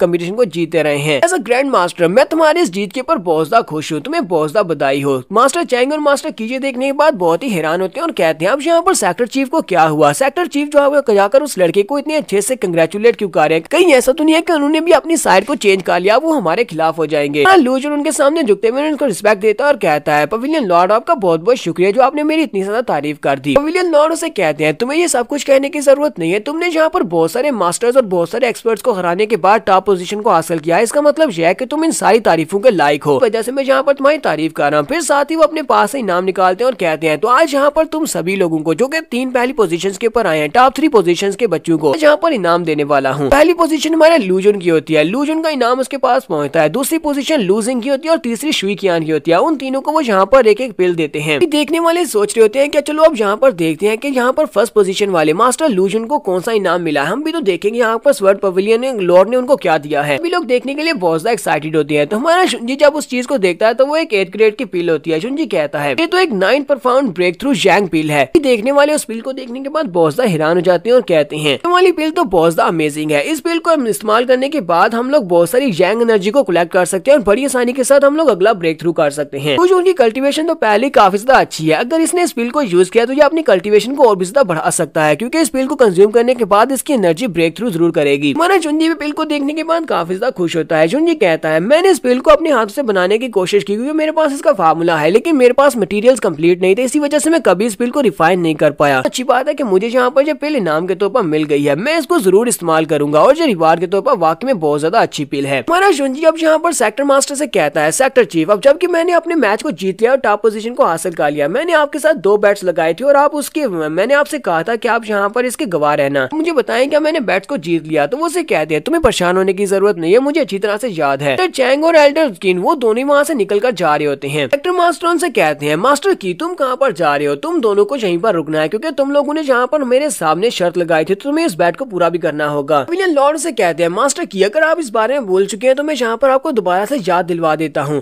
कंपटीशन के स्टार्ट होने से पहले मास्टर चैंग और मास्टर की आप दोनों ने जुंजी के साथ बहस की थी और इसी बहस के दौरान मैं भी वहीं पर था और मुझे गवाह बनाते हुए आप लोगों ने आपस में बैट किया था। सभी लोग इस बात के गवाह हैं क्योंकि पूरे के पूरे पवेलियन को ये बात पता चल चुकी है कि मैंने वहाँ पर तुम लोगों की गवाही धमकाई दी थी कि मैं इस बैट को पूरा करवाऊंगा, मैं इस बैट को पूरा नहीं करवाता तो मेरी इंसल्ट होगी, इसी वजह से अब तुम्हें इस बैट को पूरा करना होगा। तो यहाँ पर हम लोग अपनी एपिसोड 149 का एंड करेंगे। एपिसोड की एक्सप्लेनेशन अच्छी लगी हो तो कमेंट करके जरूर बताइएगा। चैनल को सब्सक्राइब कर दे, वीडियो को लाइक और शेयर कर दे। शुक्रिया।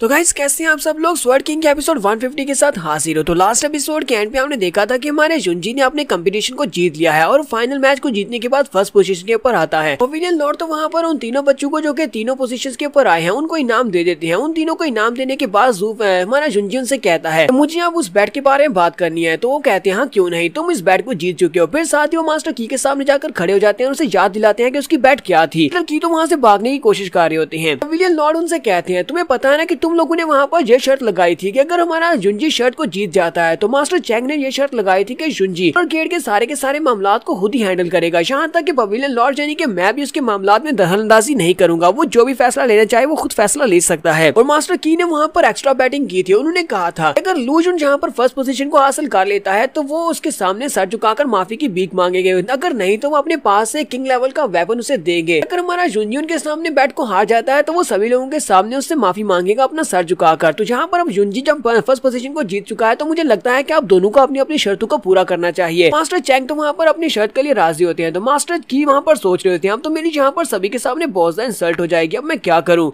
पवेलियन लॉर्ड वहाँ पर गुस्से के साथ मास्टर की तरफ देखते हैं और कहते हैं मास्टर की चलो जल्दी से बताओ कि अब तुम्हारा आंसर क्या होने वाला है। देखने वाले वहाँ पर हंसना शुरू कर देते हैं और कहते हैं क्या वाकई मास्टर की यहाँ पर इसके सामने अपना सर झुकाकर माफी की भीख मांगेंगे। तो इनका कॉन्फिडेंस कहाँ पर चला गया। इन लोगों को तो लगा था कि इनके यंग मास्टर यहाँ पर मैचेस को जीतने वाले हैं, इनका अपना बेटा भी यहाँ पर इस मैच को हार चुका है। मास्टर की वहाँ पर अपना सर झुकाकर खड़े होते हैं, फिर साथ ही वो अपने पास से एक वेपन निकालते हैं और कहते हैं मैं गिव अप करता हूँ, मैं यहाँ पर अपनी तरफ से एक वेपन देता हूँ जो कि किंग लेवल का आर्टिफैक्ट है। वो उस आर्टिफैक्ट को हमारे जुंजी की तरफ फेंक देते हैं। जुंजी इस वेपन को कैच करता है, उस बॉक्स को तोड़ता है तो उसके अंदर से वेंटाइन आर्म गार्ड का एक टुकड़ा निकलता है। जुंजी उनसे कहता है स्वर्ड मास्टर की आपका बहुत बहुत शुक्रिया जो आपने मुझे यहाँ पर एक आर्टिफैक्ट दिया। तो उसकी तरफ देखने के बाद जुंजी कहता है ये तो मुझे वेंटाइन आर्म गार्ड का एक टुकड़ा लगता है कि वेंटाइन आर्म गार्ड के जितने भी टुकड़े हैं वो सारे के सारे किन और चैंग फैमिली के लोगों के पास ही हैं। मुझे लगता है कि इन लोगों के पास और भी ज्यादा होंगे। अभी तक मुझे वेंटाइन आर्म गार्ड के टोटल 4 टुकड़े मिल चुके हैं, इसको भी मैं उसके साथ ही मर्ज करूंगा। अब यहाँ पर मास्टर चैंग फिर से अपनी सियासत खेलने की कोशिश करते हैं। वो आगे बढ़ते हैं और कहते हैं स्वर्ड मास्टर लू जुन तुम तो वाकई में बहुत ज्यादा अमेजिंग हो। मुझे लगता है कि तुम्हारी वजह से अब आउटर गेट का फ्यूचर जो है बहुत ज्यादा ब्राइट होने वाला है। वहाँ के जितने भी डिसाइपल्स हैं उन सभी की इज्जत बहुत ज्यादा बढ़ने वाली है। तुम वहाँ के जितने भी आउटर डिसाइपल्स हैं उन सभी को खुद ही कंट्रोल करने वाले हो। लेकिन मैं तुम्हें यहाँ पर एक ऑफर देता हूँ, अगर तुम उन सभी को कंट्रोल ना कर पाओ, तुम्हें कोई मुश्किल हो तो तुम हमसे राब्ता कर सकते हो। हम इंटरनल अफेयर डिपार्टमेंट के लोग हमेशा तुम्हारी मदद करेंगे। जुंजी इसकी बातें सुनने के बाद सोच रहा होता है ये मास्टर तो बहुत ज्यादा एक्टिंग करता है, सभी लोगों के सामने जो अपनी छवि को ठीक करने के लिए यहाँ पर मेरे सामने फिर से ये सारी नौटंकी कर रहा है। जुंजी उसके इंसल्ट करते हुए कहता है तुम्हें यहाँ पर ये सब कुछ सोचने की जरूरत नहीं है, तुम्हारी काइंडनेस के लिए बहुत बहुत शुक्रिया। जब तक तुम्हारे इंटरनल अफेयर डिपार्टमेंट मेरे काम में टांग नहीं अड़ाएगा तो मुझे लगता है कि मुझे कोई भी प्रॉब्लम होने ही वाली नहीं है। इसी वजह से तुम मुझसे दूर रहो तो सब कुछ ठीक रहेगा। मास्टर चैंग उसे कहते हैं स्वर्ड मास्टर लू जुन लगता है कि तुम यहाँ पर हमारे साथ मजाक कर रहे हो। दोनों अब एक दूसरे के एलाइज बन चुके हैं तो फिर हम तुम्हारे लिए मुश्किल क्रिएट क्यों करेंगे, क्योंकि हम दोनों ही यहाँ पर स्वर्ड मास्टर्स हैं। स्वर्ड मास्टर अपने में एक दूसरे के लिए मुश्किल क्रिएट नहीं करते। और साथ ही वो सोच रहा होता है ये यहाँ पर फिर से पब्लिक के सामने मेरा मजाक उठाने की कोशिश कर रहा है कि हिम्मत तो देखो, यहाँ पर फर्स्ट पोजीशन को क्या जीत लिया, ये मुझसे भी आगे निकलने की कोशिश कर रहा है। मास्टर की यहाँ पर गुस्सा आ जाते हैं और चलाकर हमारे जुंजी से कहते हैं स्वर्ड मास्टर लू जुन तुमने फर्स्ट पोजीशन को क्या जीत लिया, लेकिन इस बात से बिल्कुल भी फर्क नहीं पड़ता, तुम्हें फिर भी अपने एल्डर्स की रिस्पेक्ट करनी चाहिए। हम सभी लोग तुम्हारे एल्डर्स हैं और तुम्हें हमारी रिस्पेक्ट करनी होगी, जबकि हम सभी लोगों का रुतबा एक दूसरे के बराबर हो चुका है। बाकी के स्वर्ड मास्टर तुम्हारी हेल्प करना चाहते हैं लेकिन तुमने जहाँ पर उनको साफ साफ ना कर दी। तुम्हें नहीं लगता कि तुमने जहाँ पर कितनी बड़ी गलती की है, तुम्हें इनसे माफी मांगनी चाहिए। तुम्हारी मदद करना चाहते हैं और तुम जहाँ पर इनकी मदद लेना नहीं चाहते, तुम तो एक स्वर्ड मास्टर बनने के लायक नहीं हो। जुंजी इसकी बात सुनने के बाद कहता है तुम यहाँ पर क्या कह रहे हो कि तुम्हारा ये एल्डर चैंग मेरी मदद करेगा, तुम और एल्डर चैंग मेरी मदद करोगे, तुम लोग किसी की मदद क्या करोगे। रही बात यहाँ पर अपने एल्डर्स की रिस्पेक्ट करने की, तो मैं सिर्फ अपने एल्डर्स की रिस्पेक्ट करता हूँ और मैं यहाँ पर अच्छी तरह से जानता हूँ कि कौन यहाँ पर मेरा दुश्मन है और कौन दोस्त है और किसकी इज्जत करनी है और किसकी नहीं करनी। बस यहाँ पर सिर्फ और सिर्फ उन्हीं स्वर्ड मास्टर्स की इज्जत करूंगा जो कि इज्जत हासिल करने के लायक होंगे। तो फिर चाहे यहाँ पर कोई ऐसा एल्डर जो कि 1000 साल बुढ़ा ही क्यों ना हो, मैं उसकी बिल्कुल भी इज्जत नहीं करूंगा अगर वो बेवकूफ और मेरा दुश्मन हो। इसी के साथ ही वो आगे बढ़कर गुस्से के साथ उन दोनों की तरफ देखता है तो वो दोनों ही एल्डर आगे से काफी गुस्सा आ रहे होते हैं। लेकिन जैसे वो साइड के ऊपर देखते हैं तो पवेलियन लॉर्ड काफी ज्यादा गुस्से में उनको घूर कर देख रहे होते हैं। दोनों जल्दी से उसके सामने झुकते हैं और कहते हैं ठीक है पवेलियन लॉर्ड, हम बात को समझकर हम लोग पीछे हटते हैं। और वो दोनों पीछे हट जाते हैं। एल्डर की अभी भी काफी ज्यादा गुस्से में होते हैं और एल्डर चैंग से कहते हैं अब हम लोग क्या करेंगे, ये लड़का तो हमें किसी भी काम में दखलंदाजी नहीं करने देगा। एल्डर चैंग उसे कहते हैं क्या तुमने देखा नहीं यहाँ पर कंपटीशन को जीतने के बाद बहुत सारे स्वर्ड मास्टर अब इसके साथ मिल चुके हैं, और ऊपर से आउटर गेट के जितने डिसाइपल्स हैं उन सभी की सिंपैथी इस लड़के के साथ है। अब इतना ही नहीं, हमारी वेंजियन पवेलियन के जो मास्टर हैं यानी कि हमारे पवेलियन लॉर्ड जो है वो भी इस लड़के के साथ हैं। जिन्हें लगता है कि फिलहाल के लिए वक्त सही है, हम इस लड़के का कुछ भी बिगाड़ नहीं सकते, हम इस लड़के के साथ कुछ भी बुरा नहीं कर सकते। एल्डर की कहते हैं लेकिन मैं इस सबको इतनी आसानी से एक्सेप्ट नहीं कर सकता। एल्डर चैंग से कहते हैं तुम्हें पता है ना कि हमारा इंटरनल अफेयर कहाँ तक फैला हुआ है, हम अपने इंटरनल अफेयर को यूज करते हुए, अपने डिपार्टमेंट को यूज करते हुए इनके डिपार्टमेंट में घुसेंगे। अच्छी तरह से पता है कि आउटर गेट के ऊपर हमारे बहुत सारे एल्डर्स हैं, हम इन सभी एल्डर्स को यूज कर सकते हैं। ये अभी है तो एक बच्चा ही, वहाँ पर क्या ही कर लेगा, वहाँ पर पहले से बहुत सारे एल्डर्स और बहुत सारे ग्रैंड मास्टर्स हैं। वो सारे के सारे एल्डर्स और ग्रैंड मास्टर किसी बच्चे को वहाँ पर अपना मास्टर बिल्कुल भी नहीं मानने वाले, तो वहाँ पर जाने के बाद से बहुत ज्यादा मुश्किल होने वाली है। फिलहाल के लिए इसे यहाँ पर एंजॉय कर लेने देते हैं, तो हमारा शुंजी वहाँ पर काफी ज्यादा खुश होता है। एल्डर चैंग कहते हैं फिलहाल के लिए इसे यहाँ पर प्राउड फील करने दो, क्योंकि बहुत ही जल्दी हम लोग इसे बहुत ही बुरी तरह से हराने वाले हैं। ज्ञान की तरफ भी दिखाते हैं, शुई कीन दूर खड़ी ये सब कुछ देख रही होती है। शुई कीन कहती है स्वॉर्ड मास्टर लू जुन, मैं भी वहाँ पर तुम्हारे पास आकर उस लड़की की तरह तुम्हारे साथ चिपक सकती है। अफसोस हम दोनों के बीच में एक बहुत बड़ा गैप है कि मैं तो सिर्फ और सिर्फ आउटर के डिसाइपल हूँ और मैं जैसी एक आउटर डिसाइपल एक मास्टर स्वॉर्ड मास्टर की दोस्त बनने के लायक भी नहीं है। लेकिन उसके साथ जो लड़की है क्या वो वाकई में एक बहुत ही महान लड़की है, फिर मैं उस लड़की के जैसा क्यों नहीं हो सकती, मैं स्वॉर्ड मास्टर लू जुन के करीब क्यों नहीं हो सकती। सभी लोग वहाँ से वापस अपनी पवेलियन की तरफ निकल पड़ते हैं और उसके साथ इसके सारे स्वॉर्ड मास्टर्स भी होते हैं जो कि अच्छे वाले स्वॉर्ड मास्टर्स हैं। वो सभी लोग बहुत ज्यादा खुश होते हैं और उसे कहते हैं लू जुन हम लोग यहाँ पर तुम्हारी विक्ट्री को सेलिब्रेट करने वाले हैं। तुमने यहाँ पर मास्टर चीजाओ की बहुत ज्यादा इंसल्ट किया और मैच को जीतने के बाद भी उसकी बहुत ज्यादा इंसल्ट कर दी, जिसकी वजह से हम लोग बहुत ज्यादा खुश हैं। मास्टर जानबो से कहते हैं लड़के मैंने पिछले कई सालों में तुम्हारे जैसा कोई भी लड़का नहीं देखा, हालांकि तुम एक स्वॉर्ड मास्टर और हमारा लेवल भी अब हमारे लेवल के बराबर आ चुका है,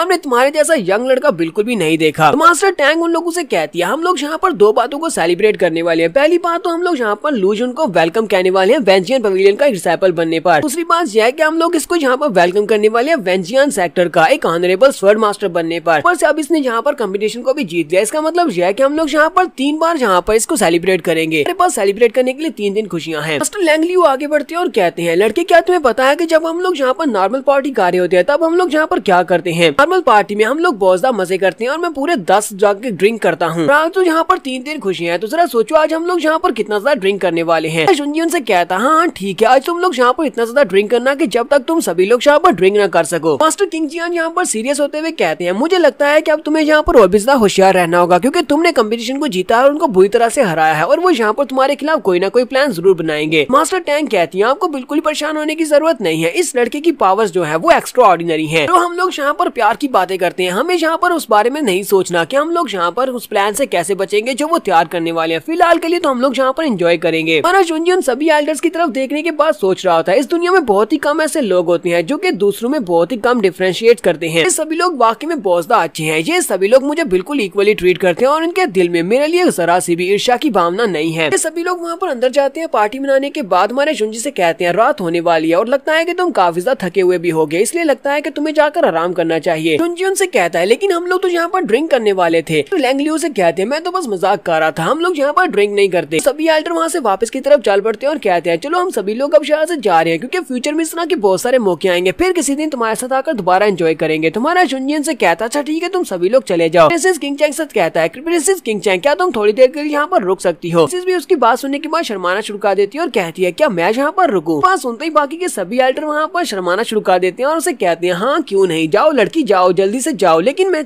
तुम्हें यहाँ पर एडवाइस करूंगा कि तुम्हारी पहली बार है तो आहिस्ता आहिस्ता करना। शुंजी और मिस जिया दोनों उनकी बातें सुनने के बाद हैरान होते हैं कि ये यहाँ पर इस तरह की क्या बातें कर रहे हैं कि आहिस्ता आहिस्ता करना। शुंजी प्रिंसेस को अपने साथ लेकर साइड के ऊपर आ जाता है। प्रिंसेस उसके सामने बहुत ज्यादा शर्माते हुए खड़ी होती है और उसे कहती है लू जुन मैं तुम्हें सच्ची बात बताऊं तो मैंने पहले कभी नहीं किया और मैं बिल्कुल भी रेडी नहीं हूँ। शुंजी उसके माथे पर फ्लिक करता और कहता है तुम उन सभी की बातें सुनने के बाद अपने जहन में गंदी गंदी बातें क्यों ला रही हो, मैं तुम्हारे साथ ऐसा कुछ भी नहीं करने वाला, मैं तो बस यहाँ पर तुम्हारी मदद चाहता था इसलिए तुम्हें यहाँ पर बुलाया है। उसे कहती है अच्छा तुम्हें मेरी मदद चाहिए तो फिर बताओ कि तुम्हें मुझसे क्या चाहिए। हमारा शुंजी से कहता है जबकि तुम्हें पता है कंपटीशन को जीतने के बाद अब मैं आउटर गेट का कंप्लीट इंचार्ज बन चुका हूँ, अब मुझे वहाँ पर कुछ रिफॉर्म्स लानी होंगी ताकि मैं आउटर डिसाइपल्स को सही तरीके से कंट्रोल कर सकूँ। उसके लिए मुझे वहाँ पर कुछ चेंजेस लानी पड़ेंगी, इसलिए मैं चाहता हूँ कि तुम मेरे ऑर्डर्स को उन सभी एल्डर्स तक पहुँचा दो। वहाँ पर जितने भी एल्डर्स हैं उन सभी को ये ऑर्डर पहुँचा देना। वो अपने पास से एक लेटर निकालता है और उसे कहता है इस लेटर के ऊपर लिखा हुआ है, मेरी स्टैम्प भी लगी हुई है, सभी एल्डर्स को 7 दिन के बाद अपनी पावर्स हैंड ओवर करनी होगी। जितने भी एल्डर्स जितने भी ग्रैंड मास्टर्स हैं वो सभी के सभी लोग अपनी अपनी पावर्स को छोड़ देंगे, अपनी पोजीशन से डिस्पोजिशन हो जाएंगे। आज के बाद आउटर गेट को सिर्फ और सिर्फ मैं ही अकेला संभालूंगा। सभी लोगों को 7 दिन के बाद हमारे मेन स्क्वायर के ऊपर इकट्ठा होना होगा, मैं वहीं पर जाकर उन सभी से बात करूंगा। जियाओ से कहती है ये कोई बड़ी प्रॉब्लम नहीं है, इसको मेरे पर छोड़ दो, मैं तुम्हारा ये काम कर दूंगा। तुम्हारा चुंजी से कहता है तुमने जहाँ पर इस लेटर को पकड़ लिया और मेरे से कोई भी सवाल नहीं पूछा, तुम इतनी जल्दी इस बात को करने पर कैसे मान गई। उससे कहती है ये भी कोई पूछने वाली बात है, क्योंकि मुझे तुम्हारे पर पूरा भरोसा है, तुम जहाँ पर जो भी करोगे वो अच्छे के लिए ही करोगे। जहाँ पर हम लोग अपनी एपिसोड 150 का एंड करेंगे। एपिसोड की एक्सप्लेनेशन अच्छी लगी हो तो कमेंट करके जरूर बताइएगा। चैनल को सब्सक्राइब कर दें, वीडियो को लाइक और शेयर कर दें। शुक्रिया।